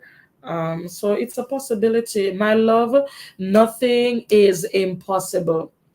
Just try if you want and you see that job opportunity, and there are some sites will show you those TA posts. Go ahead, my love, and apply for that assistant teacher post. They're there. You never know. Hi, Kudi. Hi, Dorcas. Do they recruit from Africa? I'm from Kenya. Yes, they do. Yes, they do. You see, like a Kenyan speaks very good English. Um, and so I have, they do employ, they employ a lot of South Africans here, to be honest with you. Many South Africans. South Africa was one of the the seven countries that they claim that um they're they recruit from those seven countries. Gone are the days. Some schools, some websites do still put those seven countries, and I name them: America, England, Ireland, Australia, New Zealand, South Africa. Which one I'm missing? And I'm missing one. Ireland, I'd say Ireland. There are seven countries that even in 2015 they were saying they only, all UAE schools were saying they only recruit from those seven countries. I'm missing one. I soon remember it. Um, but no, it's not like that.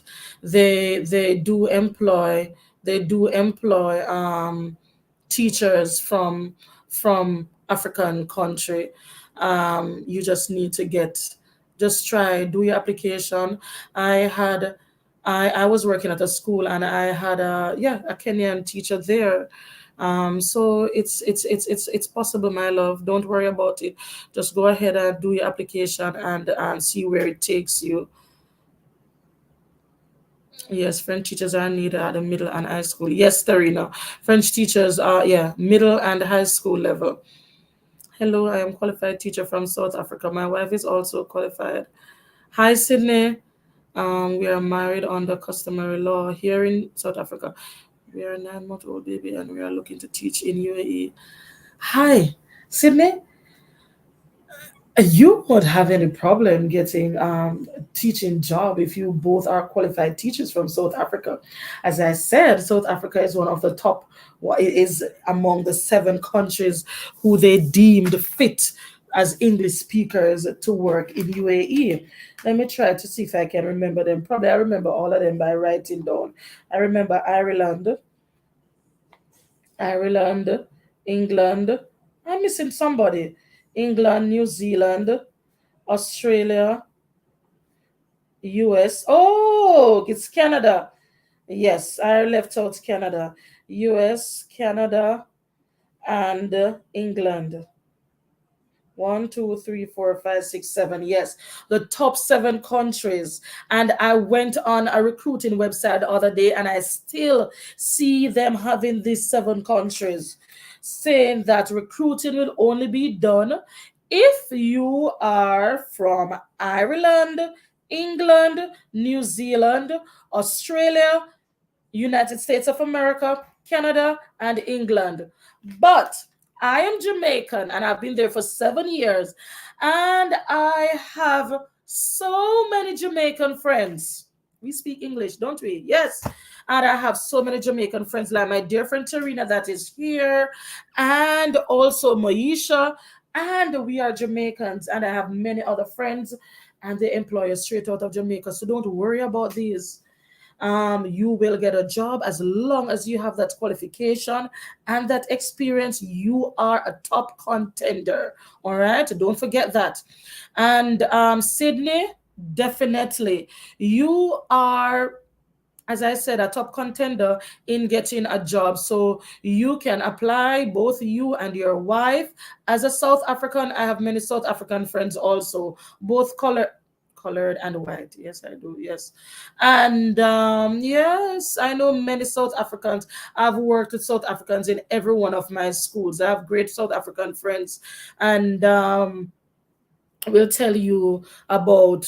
So there's no problem with you getting a job as a South African in UAE. It's actually very easy for you.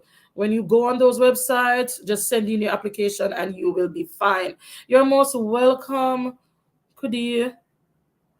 Do they require IELTS? Which schools are flexible to employ from Africa, public or international schools? Yes, they if you are, I tell you, if you're coming from a country that they consider not to be native speaker, then they will definitely ask you about having the IELTS. So like a Kenyan, you having an IELTS is a plus. Because sometimes, to be honest with you, don't look at it to say I speak English, therefore I am qualified. Look at it to say that, if because I am from this continent, they might consider me as not an English speaker or not native. So having the IELTS is a plus. It's a plus, plus, plus, plus for you to show that as a proof, and as one of your qualification in getting a job. In terms of school, the international schools, I would definitely say they will probably, private or international schools, they will be more inclined rather than the public school. One of my friend who did an interview at the public school, she said they speak a lot about, upon doing the interview, they spoke, when they send the outline, they talk a lot about the the the the the accent.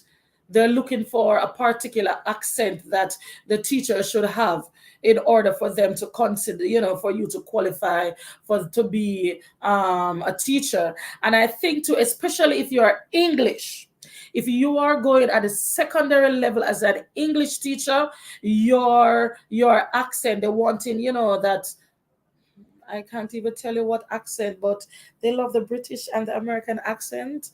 So if you can put it on, just put it on when you're doing that interview.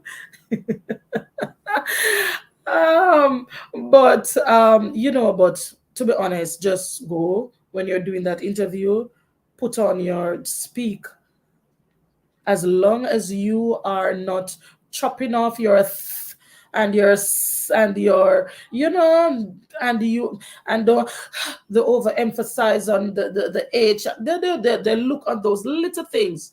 So just practice and make sure that you get those certain nuances and those grammar and the grapheme and Yes, those phonetic elements and those phonemes, make sure that you have them on pat, and then you will definitely be quite fine.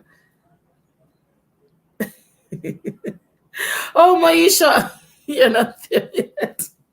Oh, you're coming in August. So nice, nice. Good job, good job. I'm looking forward to meet you when you get here, Maisha. Just have, yes, have a neutral accent. Speak the way how you speak. As I said, just make sure that your phonemes are correct when you are speaking. Try, a lot of us, we come from a country that we have a little dialect, or we have, like Jamaica, we have the patois, and like Kenya would have the other language there, Kenyan. I don't know what it is called, but because of that, it tends to influence how we speak and how we pronounce certain words, etc. So you just have to make sure that you are grand where that is concerned, and you'll be perfectly fine. Follow up: how should we deal with the issues of having a 9-month-old baby? Oh, Oh, somebody asked me, how is life like? How is life in UAE? Do you feel like moving? I should tell you about that so hard. With a 9-month-old baby, the fact that it's raining. Um, Sydney, moving here. 9 months is almost 1 year old. Yeah, It's not going to be a bad. It's not going to be bad. UAE is so accommodating in regards to family. You won't have any issues. If it's a case where you both are going to work, then you can get a nanny. And you also have daycare, and there are so many ways to get nannies. There are agencies that provides with nannies, and sometimes you can even just ask around, and someone will recommend a babysitter for you. You can do either live in, or you can have someone just come in the morning and leave in the evening. That is if that person already has a if that person already has an accommodation. But in general, it's no problem to come with your child. You to grow your UAE is a blessed and wonderful country to grow your children in. Trust me on that. So come along with your baby. Come along with baby Sydney. I don't know. Say goodbye to Sydney Oil, and I'm calling you Sydney. I'm sorry. But definitely, you won't have a problem with your 9-month-old, or it's a baby boy. Don't worry, you will definitely, you won't have a problem. Babysitters are here, nurseries are also here, that you can take your child, for them to get good care. Thank you for you love my channel. Thank you so much. Thank you, Leighton.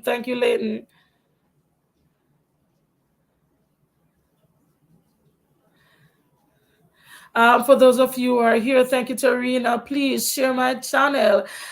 Share it with your friends. Let them know. Send the link to them. Just recommend my channel. Recommend my channel to your friends. Maisha say you're not easy at all.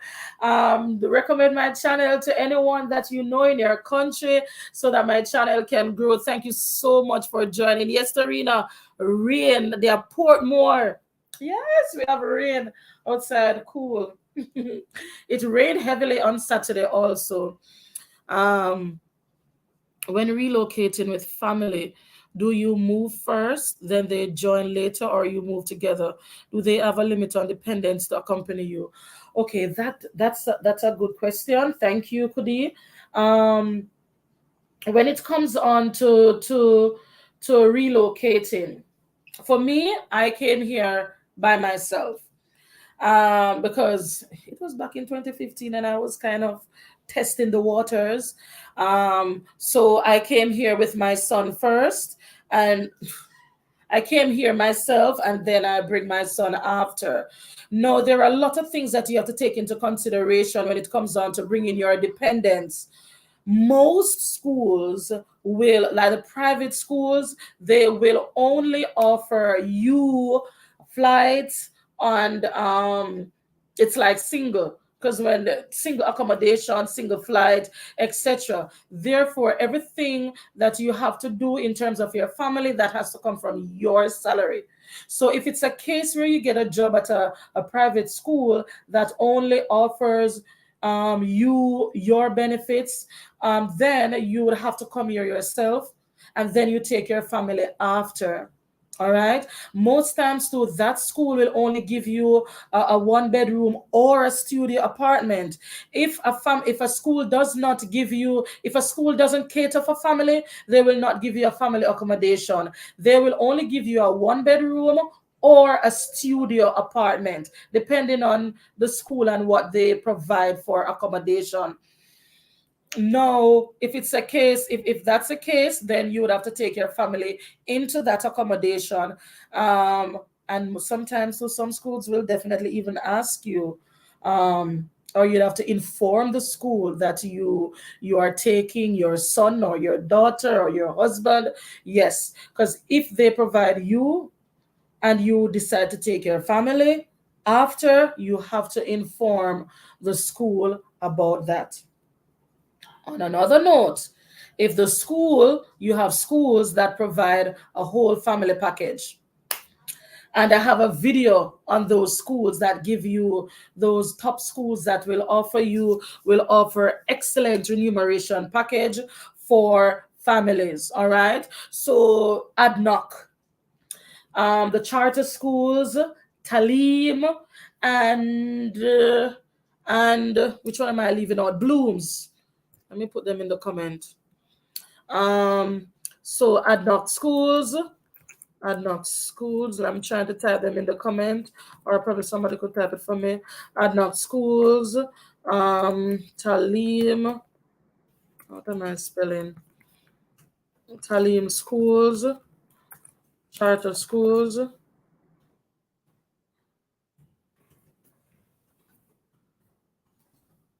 and which other one? Blooms. I think I'm leaving off one, Blooms schools. Adnock, Talim, Charter, Blooms. Am I leaving off one, Terina? Those schools give excellent remuneration packages for family. Okay, Kudi. So if you have they will give you, they will give you a job, like Adnock, up to three dependents. So if you have up to three children under the age of 18, you will get a three-bedroom accommodation and free placement for your children in ADNOC. All right. In ADNOC. Oh, GEMS. GEMS school too. Oh my, how do I forget GEMS? GEMS schools also give give remuneration packages for family. So those so they will ADNOC give up to three dependents, and they will give you a bedroom house for you and your family. All right. And placement for three children. So your three kids, three under 18, will have the opportunity to go to school free. If your child is younger than school age, you have to pay that money for daycare on your own, or a nanny. All right. Oh, Moisha said it's raining in Clarendon. Okay. So, oh yes, how did I forget? Thank you, Tarina. Oh, there's a lot of schools, man. Emirates National School. And I will tell you guys, if you notice these schools, it says schools because there are groups. All of these that we tell you, the Talim, the Charter, the Blooms, the Gems, and the Emirates, somebody says Centuries, and the Emirates National, they are a group of schools. So there's a body. There is more than one campuses in different Emirates. So they are really big. They are a big, large group of schools, and they will give you those packages. In the Western region, is up to four dependents. So if you're going to an ADNOC school, and you're going in the western region, like I live in the western region, and they have very big accommodation. If you watch my video with my accommodation, I am living in a two-bedroom apartment for myself and my son, and my space is huge. And I remember a teacher came in after me from Australia, and she said she had a son. I think he was 3 years old, and she asked him to move. She was upstairs in my apartment. She said, "It's too big, Simone. I can't. That's too much space for my son and I." And she looked for a smaller space because she says her baby would be too far away from her. So she asked them to look for a smaller two-bedroom apartment, and she did find one because she said that it was just big because I my apartment space is a lot. So and they have 3 to 4 bedroom apartments for, and I work with ADNOC, guys. Let me just say I work with ADNOC, and then let me also tell you, this is my 7th year. That's another story. And that's why I'm telling you, you should not, don't give up. I have been applying for ADNOC schools for 5 years.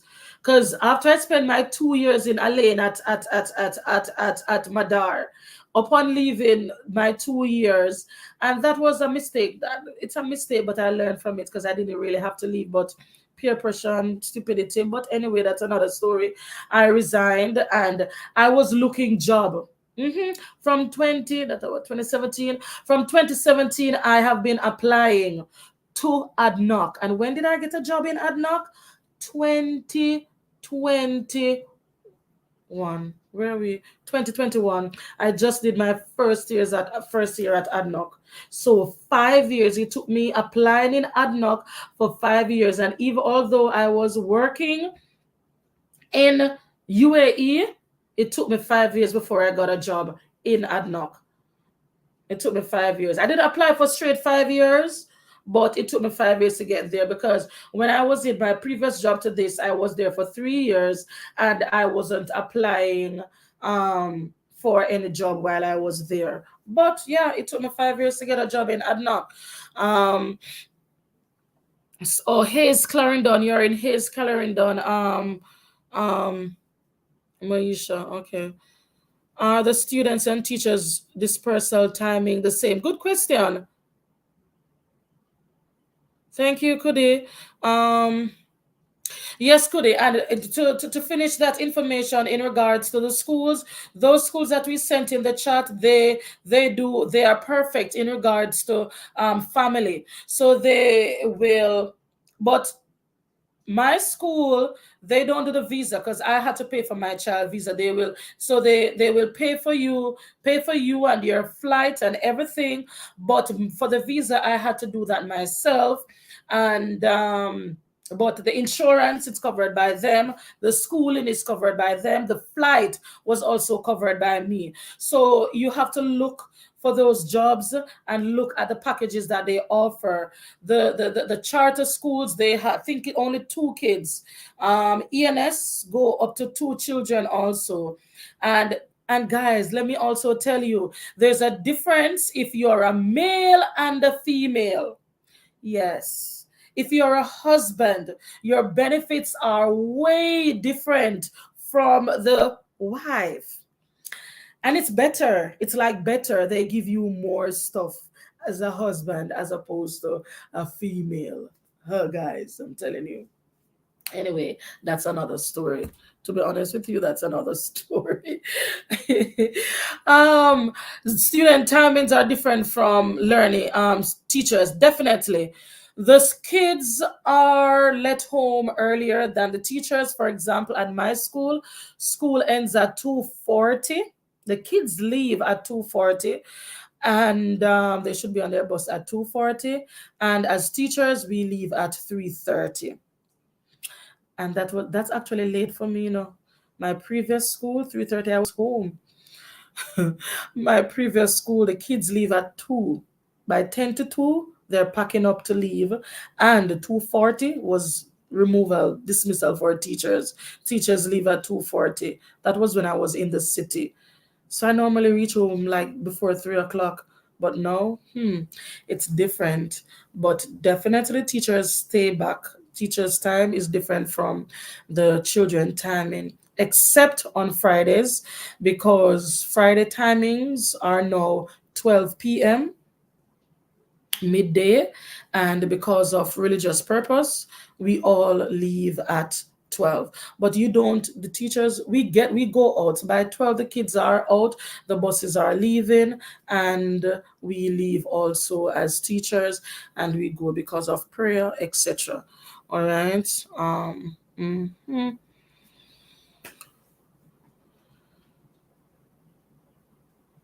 Yes, Tarina says it takes a long while to get into these schools because the packages are great and the teacher retention in I is I good. Yes, teachers don't leave these schools unless they are getting better. True. Right. These schools, their packages are very good. So therefore, the teachers don't leave because it's a competition to get into these schools because their new remuneration package, their whole package is very good. You have your family, they give you good accommodation, your child can go to school free, and they give you flight, and also your end of service gratuity is better. These schools, it's way better than the other international and private schools. So guess what, the teachers stay there for a long time. Most time when teachers are leaving, they're leaving to go back to their home country because there is no competition. It's either, if you're in those schools, you stay in those schools until you're ready to leave UAE, to be honest with you, because there is no better out there unless you're going to leave one charter school to the next, or a Talim to a Adnoc, or something like that. But it is pretty much, oh, did I write Aldar and Aldar? Aldar, Adnoc, Talim, Charter, Blooms, and Aldar, guys. Aldar group of schools. Aldar group of schools. Um,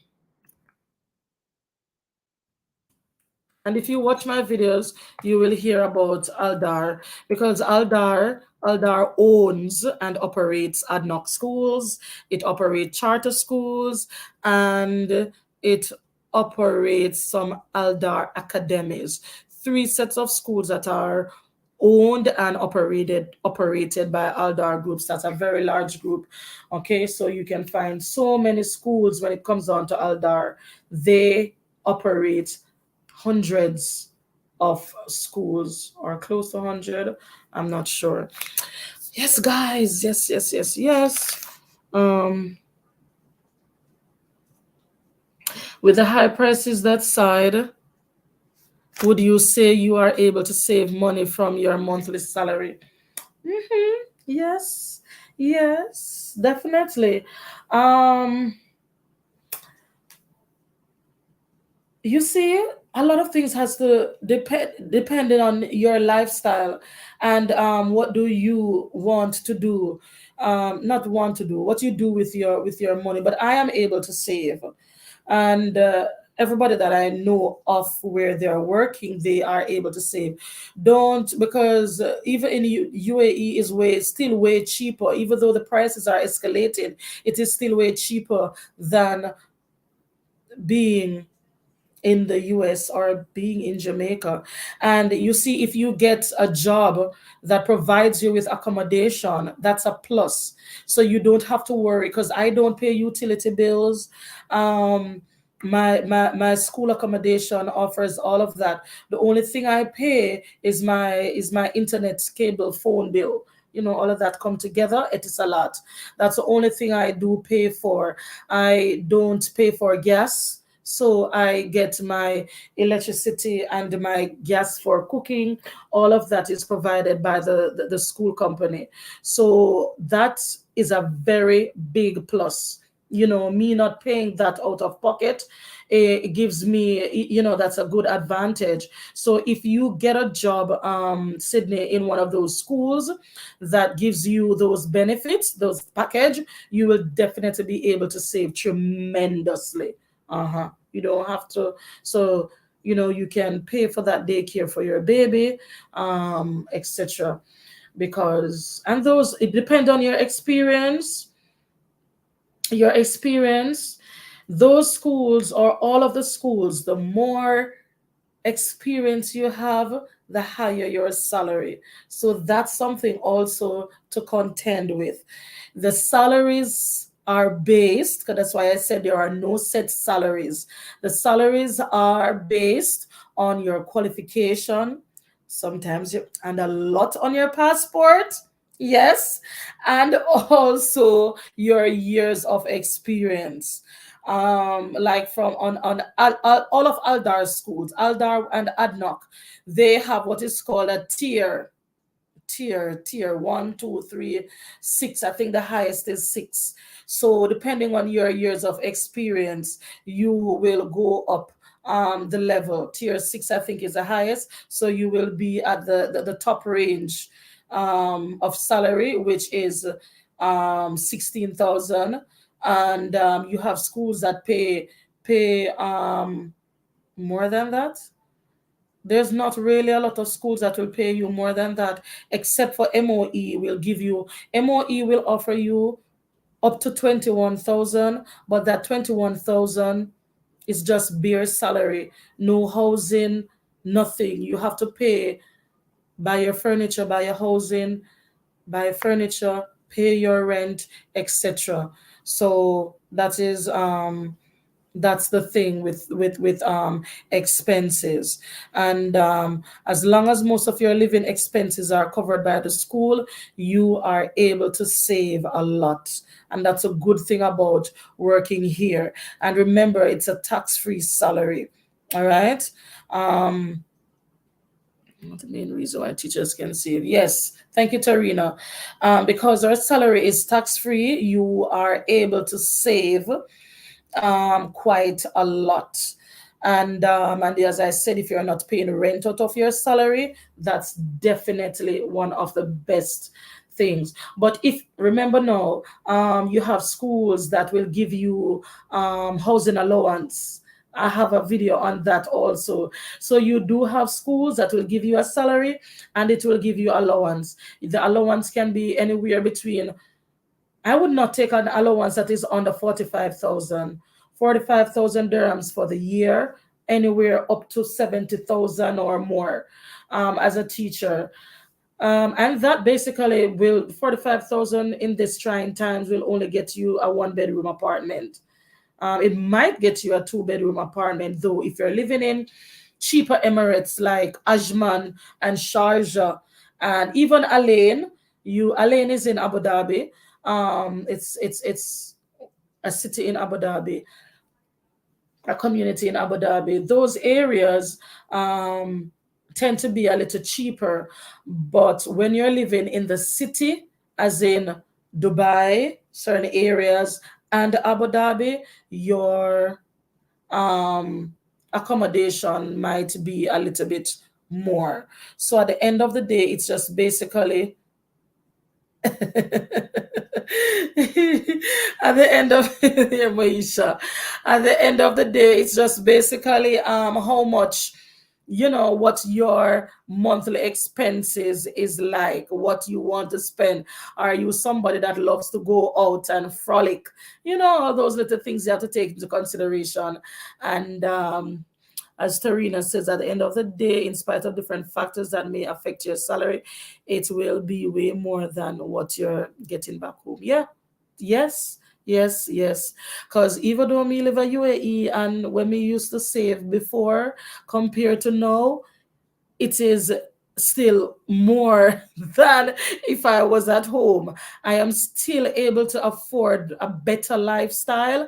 I am still able to save. I'm still able to help my family. I am still able to do so many different things. As opposed when you compare to being in my home country. I love Jamaica. I love my home country and I will never give it up for anything. However, when you want better for yourself and your family, branching out is one way to get it. And UAE, the Middle East, and other Asian countries are one of the best places to get that type of lifestyle and the opportunity to save. Um, Trust me, working in these areas are one of the best things that you can do for yourself and your family.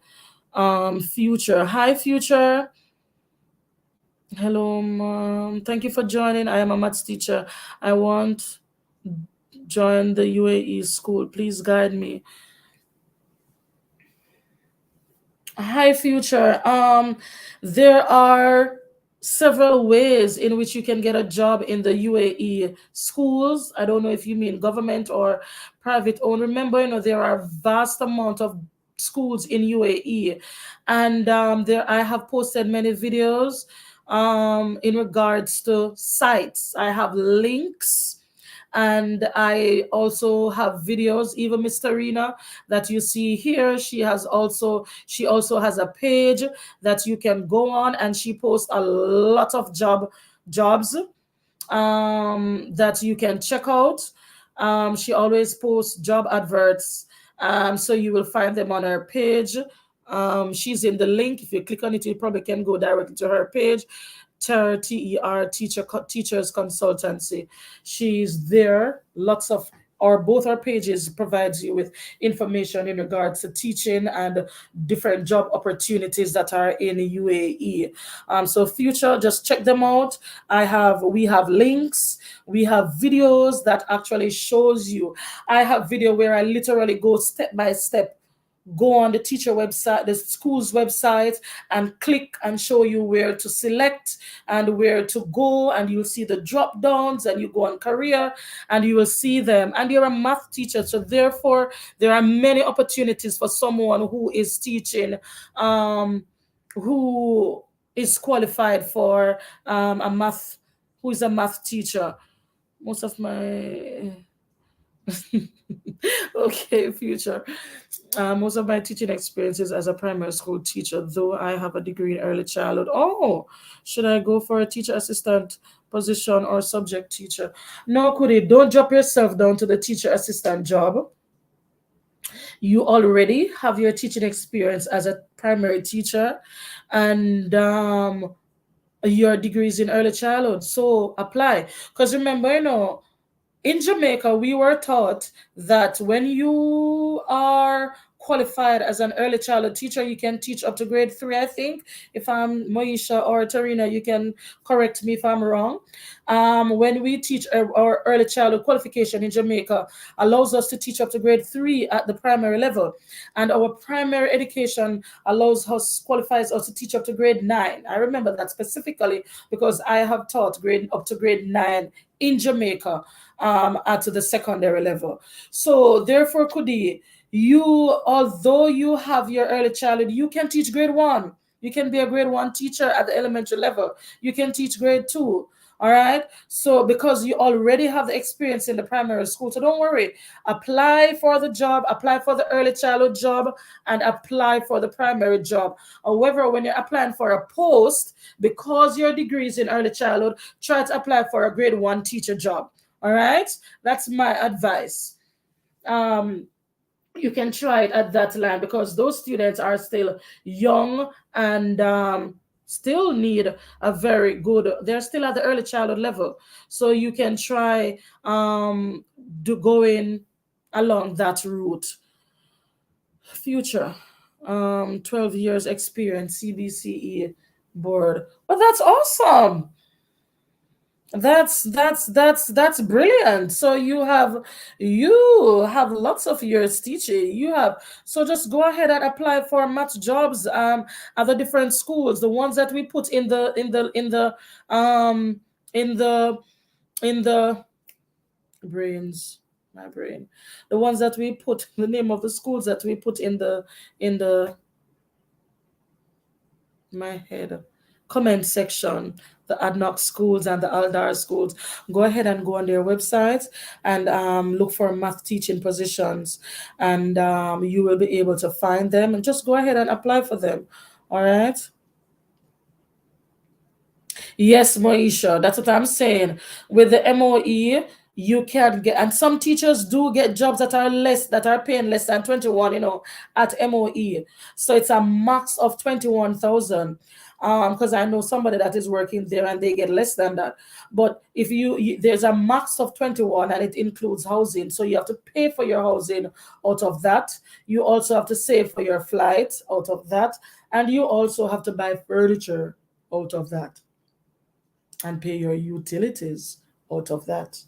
hmm Unless you probably rent some companies, some houses, you can rent some accommodation or some apartments that housing, include utilities, villas. Most villas in UAE, when you rent it, it includes utilities.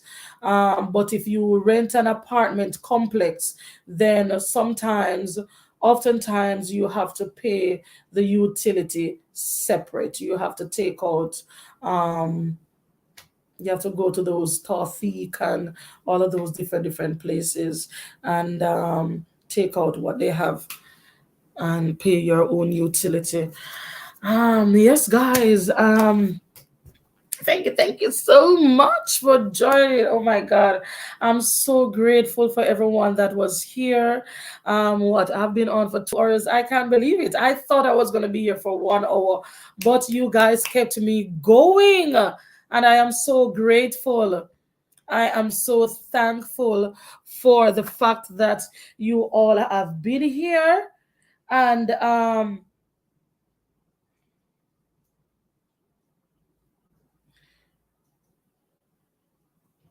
somebody said, what's the normal turnaround time after an application has been placed?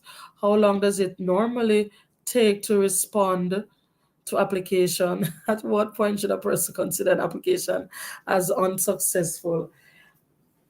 My dear, I will say to you, Sydney, that there is no specific turnaround time because, as I said to you, that many schools, because they recruit right because they recruit throughout the entire year, there is literally no I have let me show you how these people are.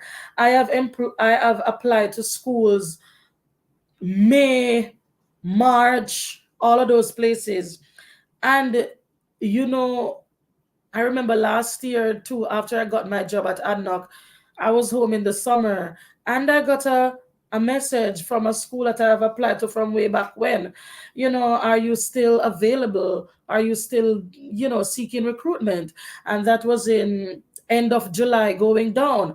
So at the end of the day, I'm saying this to just reiterate the point that sometimes out of the blue, when desperation hits some of these schools, and they haven't found anyone to replace, and sometimes too some people just went home and resigned out of the blue, and they are in need, and your CV might have been there and you didn't hear from them, and out of the blue you hear from them. So do not anywhere you put your CV, don't write it off. Just leave it and just know that it is there, and just pray over it and just say that if they call you, they call you, because there's no really cutoff point for unsuccessful application. Now it would be basically if you do an interview, if they call you and you did an interview and then you haven't heard from them, and you probably send that follow-up email. Like I did an interview once, and even went and did the teaching at the school, the micro teaching, and I thought I aced the thing.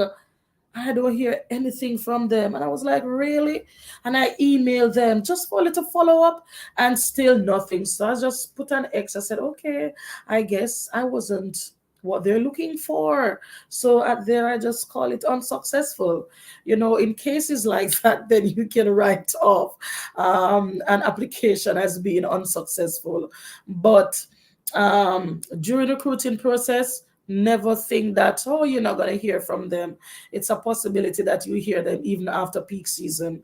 All right, like now is peak season, but you can hear them anytime throughout the year. Are we late to apply for this term, or when is the peak season? No, Kudi, no. There are many.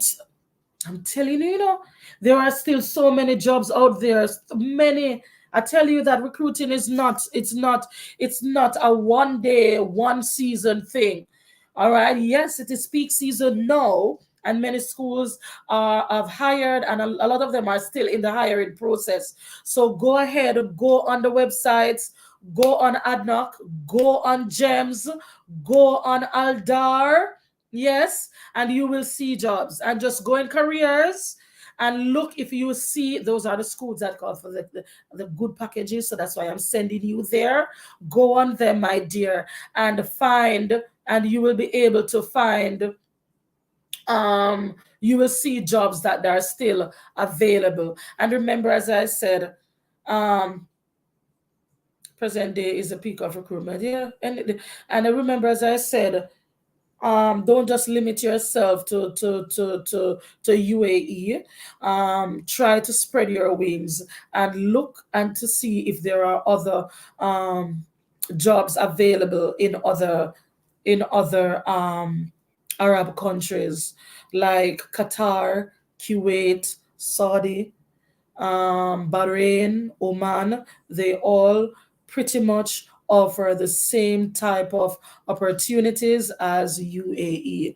In which month I opportunity to get a math jobs in UAE? Any month, as long the thing is with jobs, they are available at different times. Yes, this is a peak season because the beginning of the school is going to start in August. So this is an opportune time for you to be looking for a job. If you want to start also, I normally send out applications. If I'm looking a job for August, I start from very early January, February, March, as because a lot of the schools start recruiting those times for August, but they recruit throughout the entire year. So if you want to think of a peak season, think anywhere between January, no, let me put it at March. Think anywhere between March to June.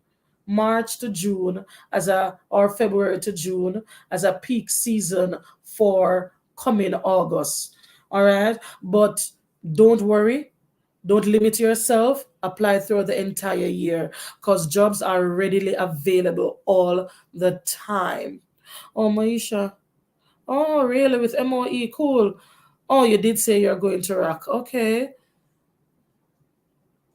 When is the right time to apply for session 2023 August? Okay, can a teacher apply for next year's session? Okay, my dear. Definitely. As I'm just saying now, you can apply for say next year 2023, and you will see whenever you go on these websites, they are like even tests. It will teach away, teach anywhere. It will tell you, it will state when the jobs are available. So it will talk about August 2023, etc. So you can start those looking for those jobs as soon as even January, February, March. Start looking for August 2023 jobs. Okay, my dear, and you will see them on the websites, on all the different teacher recruitment sites. Seek Teachers is also very good. All right, they have lots of job openings. Um, Future, what is the process of MOE selection? MOE selection. MOE jobs. MOE jobs, you apply for them. You can go on Seek Teachers. You can go on Advectus. Advectus is awesome. Advectus do a lot of recruiting for MOE. All right. When you go on their Advectus, just upload your CV, and as long all of these MOE schools, as long as you have a first degree in your subject area, that is your qualification to work in an MOE school. Experience and your bachelor's in education, just like the private schools. And you are a contender, a top contender to work in the schools. All right. Okay, future. Do you know if people who get fired do you know of people who got fired? If yes, what were the offenses? Who are the rules strict? Or would you say it's good as long as a person is disciplined and well mannered? Yes, Sydney. As long the only way I think you will get fired is if you do something like out of the ordinary, like maybe hit someone like a child or curse, or you're being rude to a parent, or you know some are administration or something like that, some protocol that you didn't take that will, that would have put you in trouble. But I don't know of anybody who have gotten fired. Everybody that I know is people who resign, and they resign for better opportunities in UAE, or they stay in their job. But firing, nah. And as you ended by saying, as long as you're disciplined and you're well mannered, you don't want anything else. You just do your work. You just go in, good morning, assalamu alaikum. You scan your finger and you go up to your class and you teach, and that's it. And you go home, you scan your finger and you go through the door. And that's it. When you have CPDs, you go and you sit down and you participate, and that's it. You do your lesson plans and you submit them to whoever you need to submit them. You get your emails and you read them and you respond and you turn up on time. You are good to go. There's nothing that would cause, I've never even heard of any conflicts with anybody in schools that would cause them, to be fired. No, I think people stay away from it's always professional, not anyway that there's no conflict. I've never had any conflict with anyone that I'm teaching with, Mm-mm. So don't worry, don't worry about those things, Sydney. You're not gonna be fired. Mom, how you feel work environment in school? As I just said, like the work environment, like every school is different, but schools are schools. Um,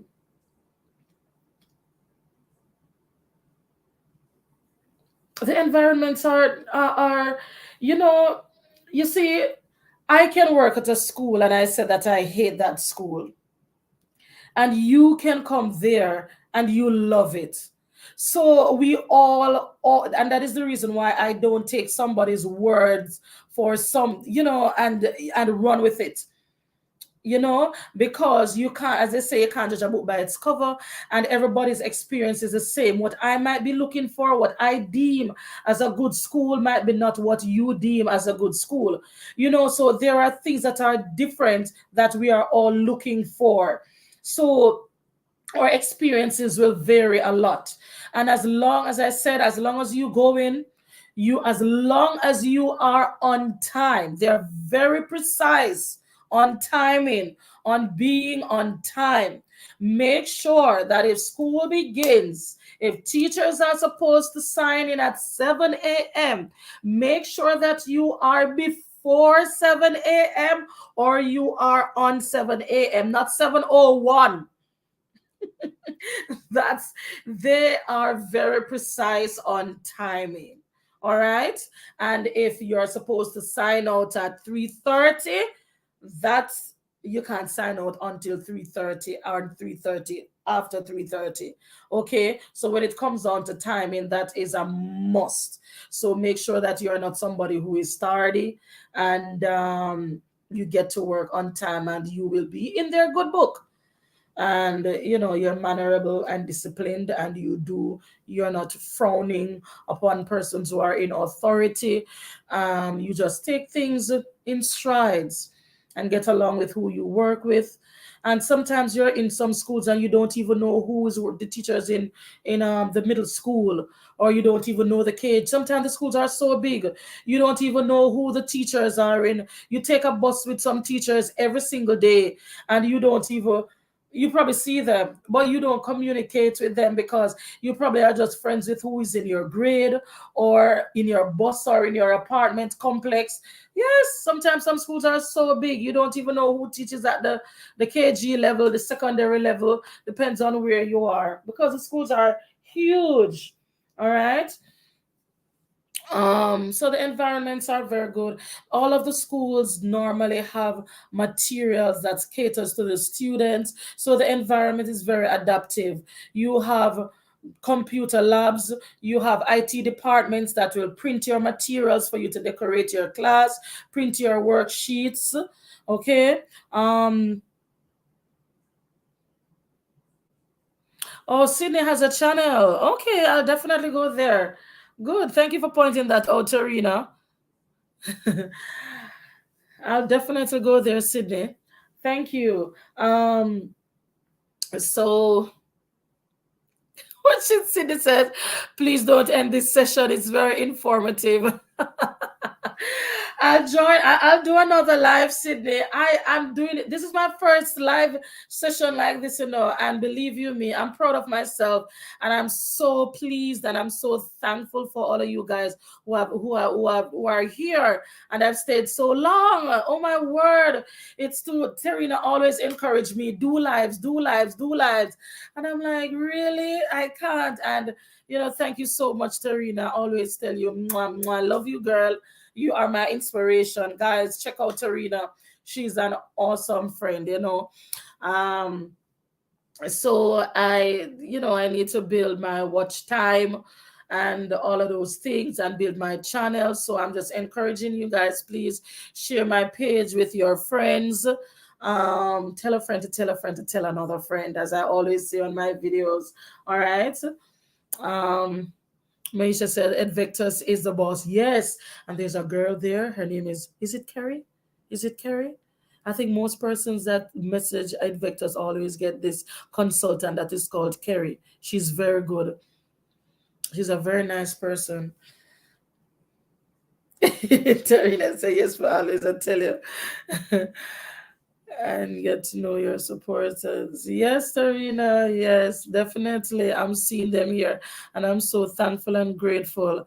Thank you guys. Thank you, thank you, thank you. I really appreciate you guys. Carrie Sanders, yes, Carrie Sanders. She's a good recruiter. She's a consultant agency agent at EdVectors. Oh my gosh, she is so professional and she's helpful. Very good girl. Mom, any school want a demo video or not? I think for the demo lesson, some of them will ask. MOE asks for demo lessons. Um, if you're in person, some schools will ask you because I've gone to demo lessons. As I told you, and that demo lesson I didn't get a job. I did two work. I did two personal demo lessons since I've been here in UAE, and I didn't get the job. And the jobs that I do, my regular interview, it with no demo lessons, I get the job. What is that? I don't understand these people. But anyway, and my demo lessons always rock, and I help people do demo lessons. But I don't know. Moisha said Carrie Sanders is the best. Yes, man, good girl, very nice. Um, yes, future. Some schools do ask you to do demo lessons, and some don't. Um, MOE does ask you to prepare yourself to do a demo lesson, but they might just like you and they don't ask you. Because I have a friend that got a job. They asked her, they told her to prepare to do a demo. um is it demo that they call it, the one that you no, it's not demo. There's another lesson. What do we call it when you pretend that the interviewers are your students and you do that online, that thing when you do the online? It's not called demo lesson, it's called another one. um and they didn't. She did the interview and she aced the interview, and she thought she did bad because they didn't ask her to do that demo lesson. She was like, oh my God, it was horrible because they didn't even ask me to do the teaching. Um, so that means it was a bad interview. And lo and behold, Kerry at EdVectors emailed her that you were successful, and that was a MOE job. So you just never know. I'm telling you, when God is ready for you, and things will work out in your favor. It will. Wonderful session. Thank you so much. Learning is blessing. Thank you, thank you, thank you. Cody. Soon, Maisha, when Georgia Terrace Board invites me, do you like good vibes? Maisha should come up and give us her experience and journey with MOE too. Oh, yes, I can. When Maisha is here, I can invite her to talk on the live. And yes, Maisha, it's a date. Um, when she starts, we can have her on the live.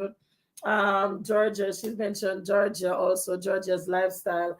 So we can go on the live and one of us can invite her and she'll tell you all about her experience with MOE schools and the interview and all of that. Most definitely. Um, what should a person expect in an interview? What are some of the questions? And what are some of the questions a person should expect? 1 minute, guys. See, over 2 hours now. Let me plug this in. My computer did charge it.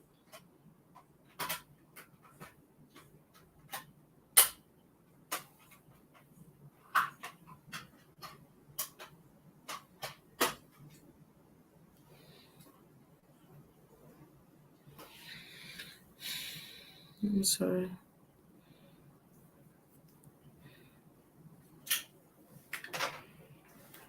Excuse me.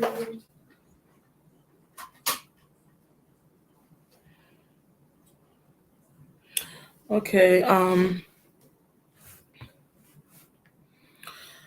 Interview questions. Dress code. Dress code for teachers. Dress code is simple. Just don't wear anything that is up here. If you wear anything that is up here, you wear a cardigan over it.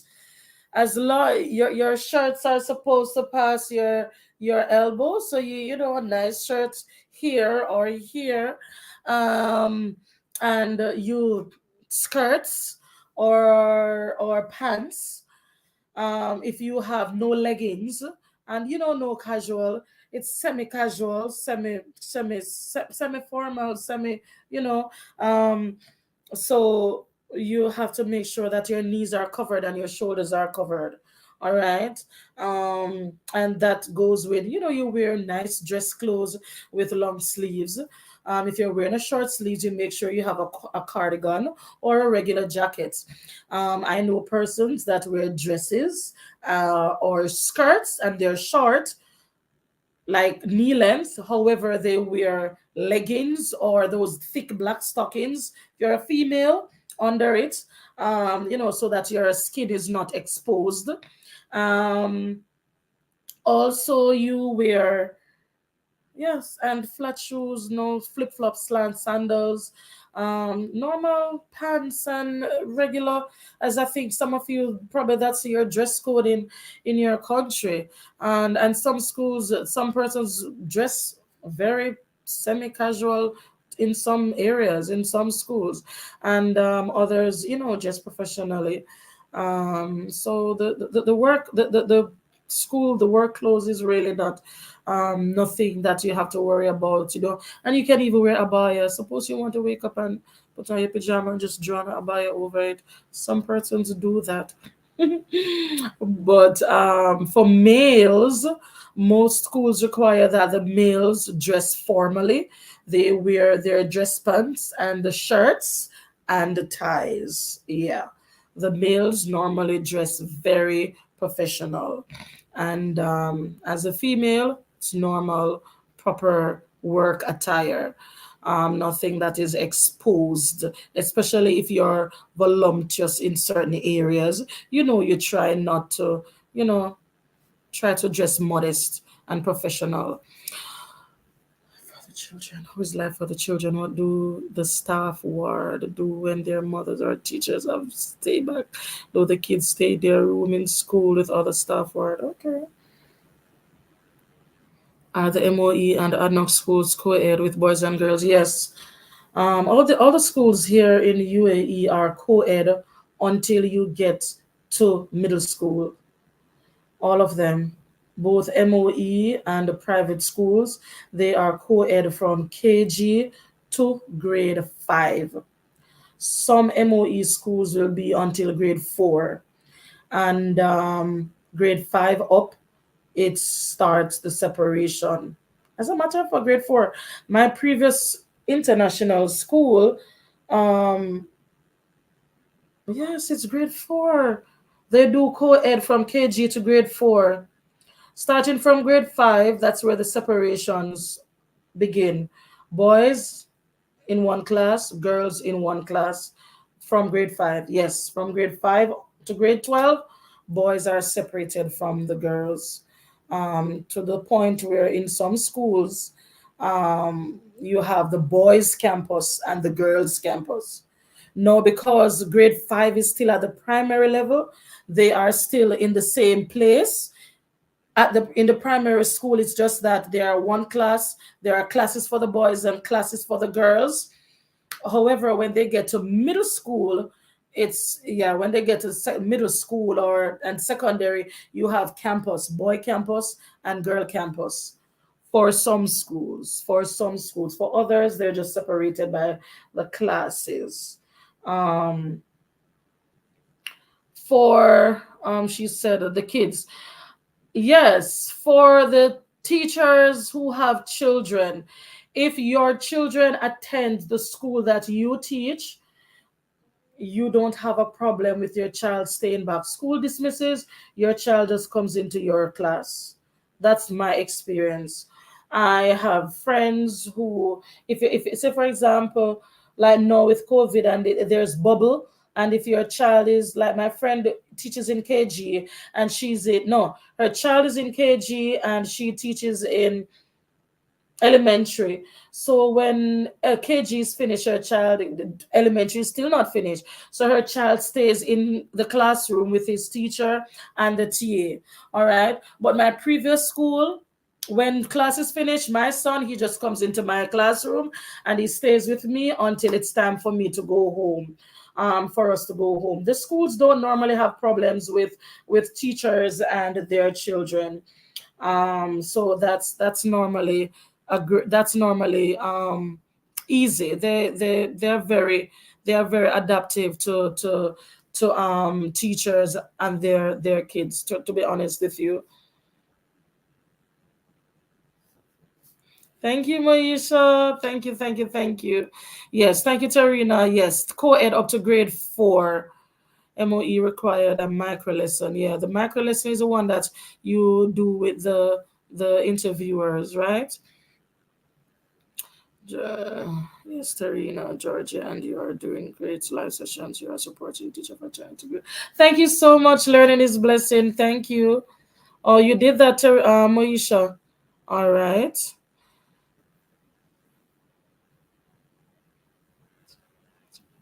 Yes, she is definitely a wonderful supporter. I am so happy. And that's so one of the things that we always try to encourage people. Like, we are all here, and as Tarina always says, or all of our experiences are different. Like Tarina has taught in different schools than I have, and Georgia.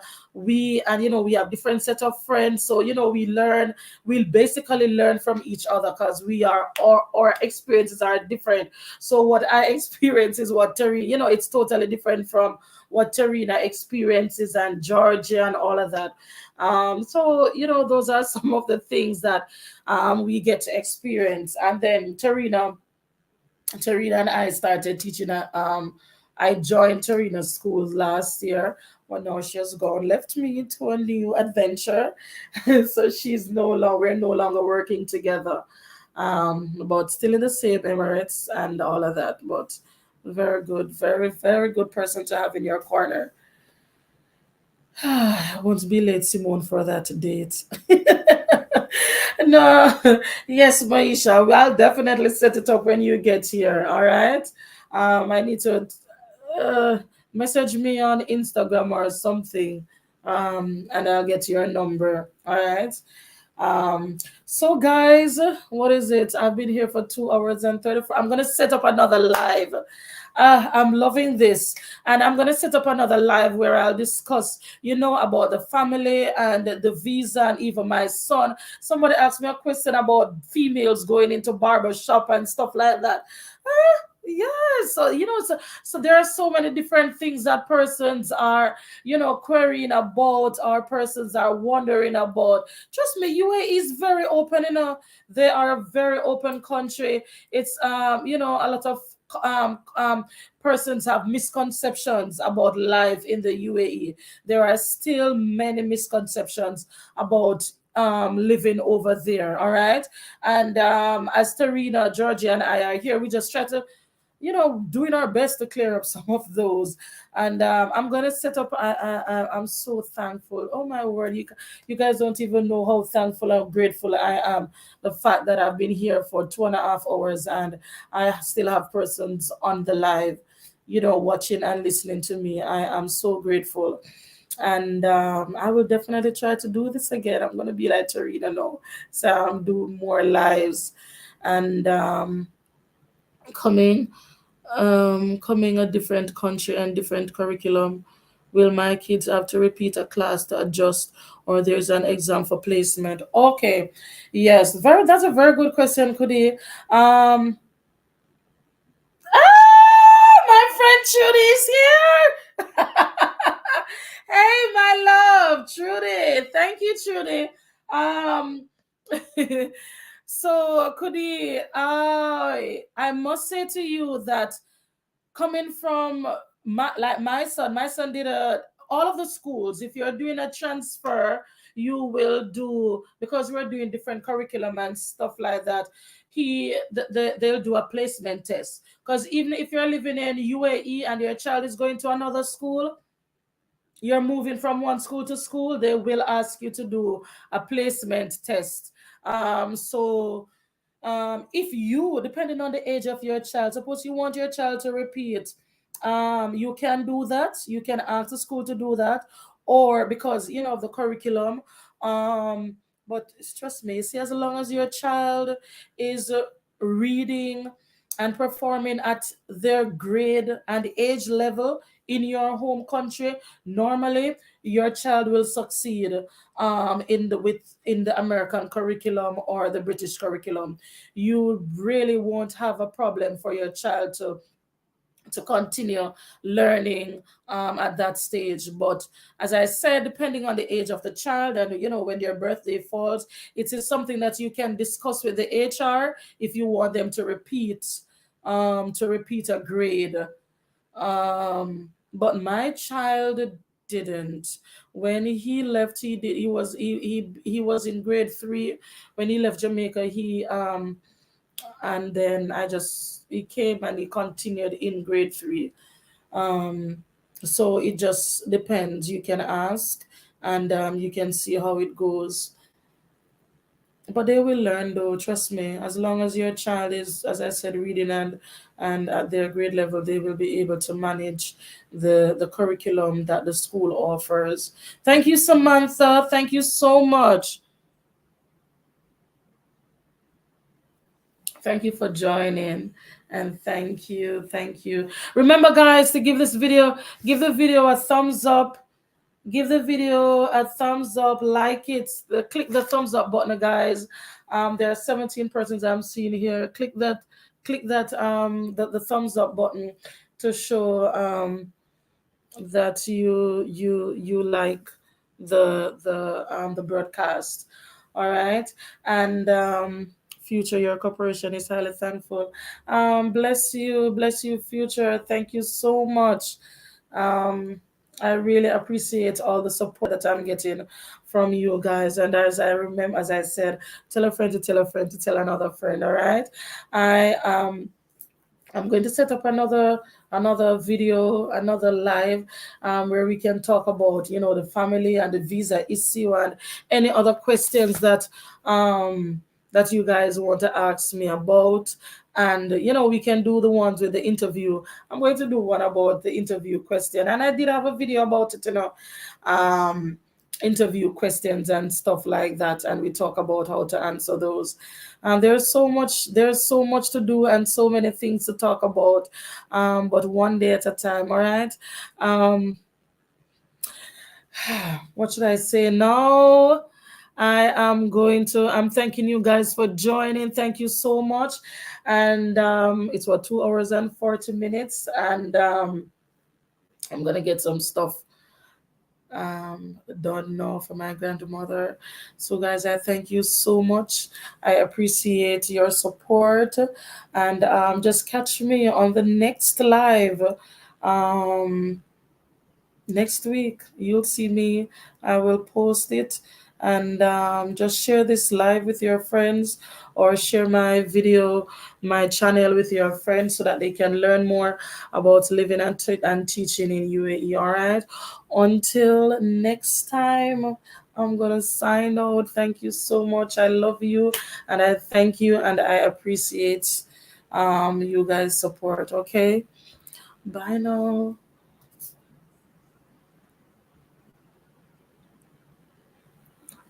Future says, please come daily live.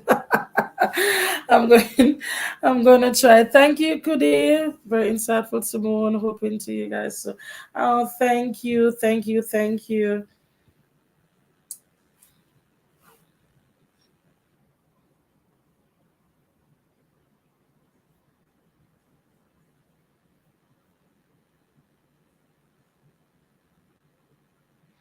Thank you, Future. Thank you, Tarina. Big up everybody. Blessings. I just hope everybody got the, is able to get a job. I really do pray. I pray for all of you, all of you that are seeking jobs. I really do pray that your dream job, you get your dream, you get that dream job. I got my dream UAE job after 6 years of working in UAE. So just never give up.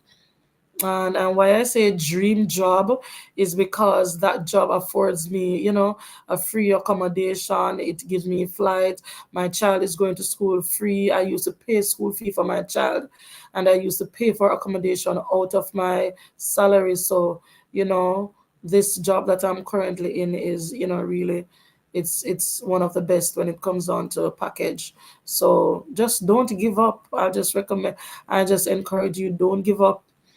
Seek, seek, and you shall find. Knock, and the door will be open unto you. Pray, pray, push, pray until something happens. All right. So thank you so much for joining. And I will see you on my next live session. I will definitely do this again. All right. Thank you. Now, bye, guys.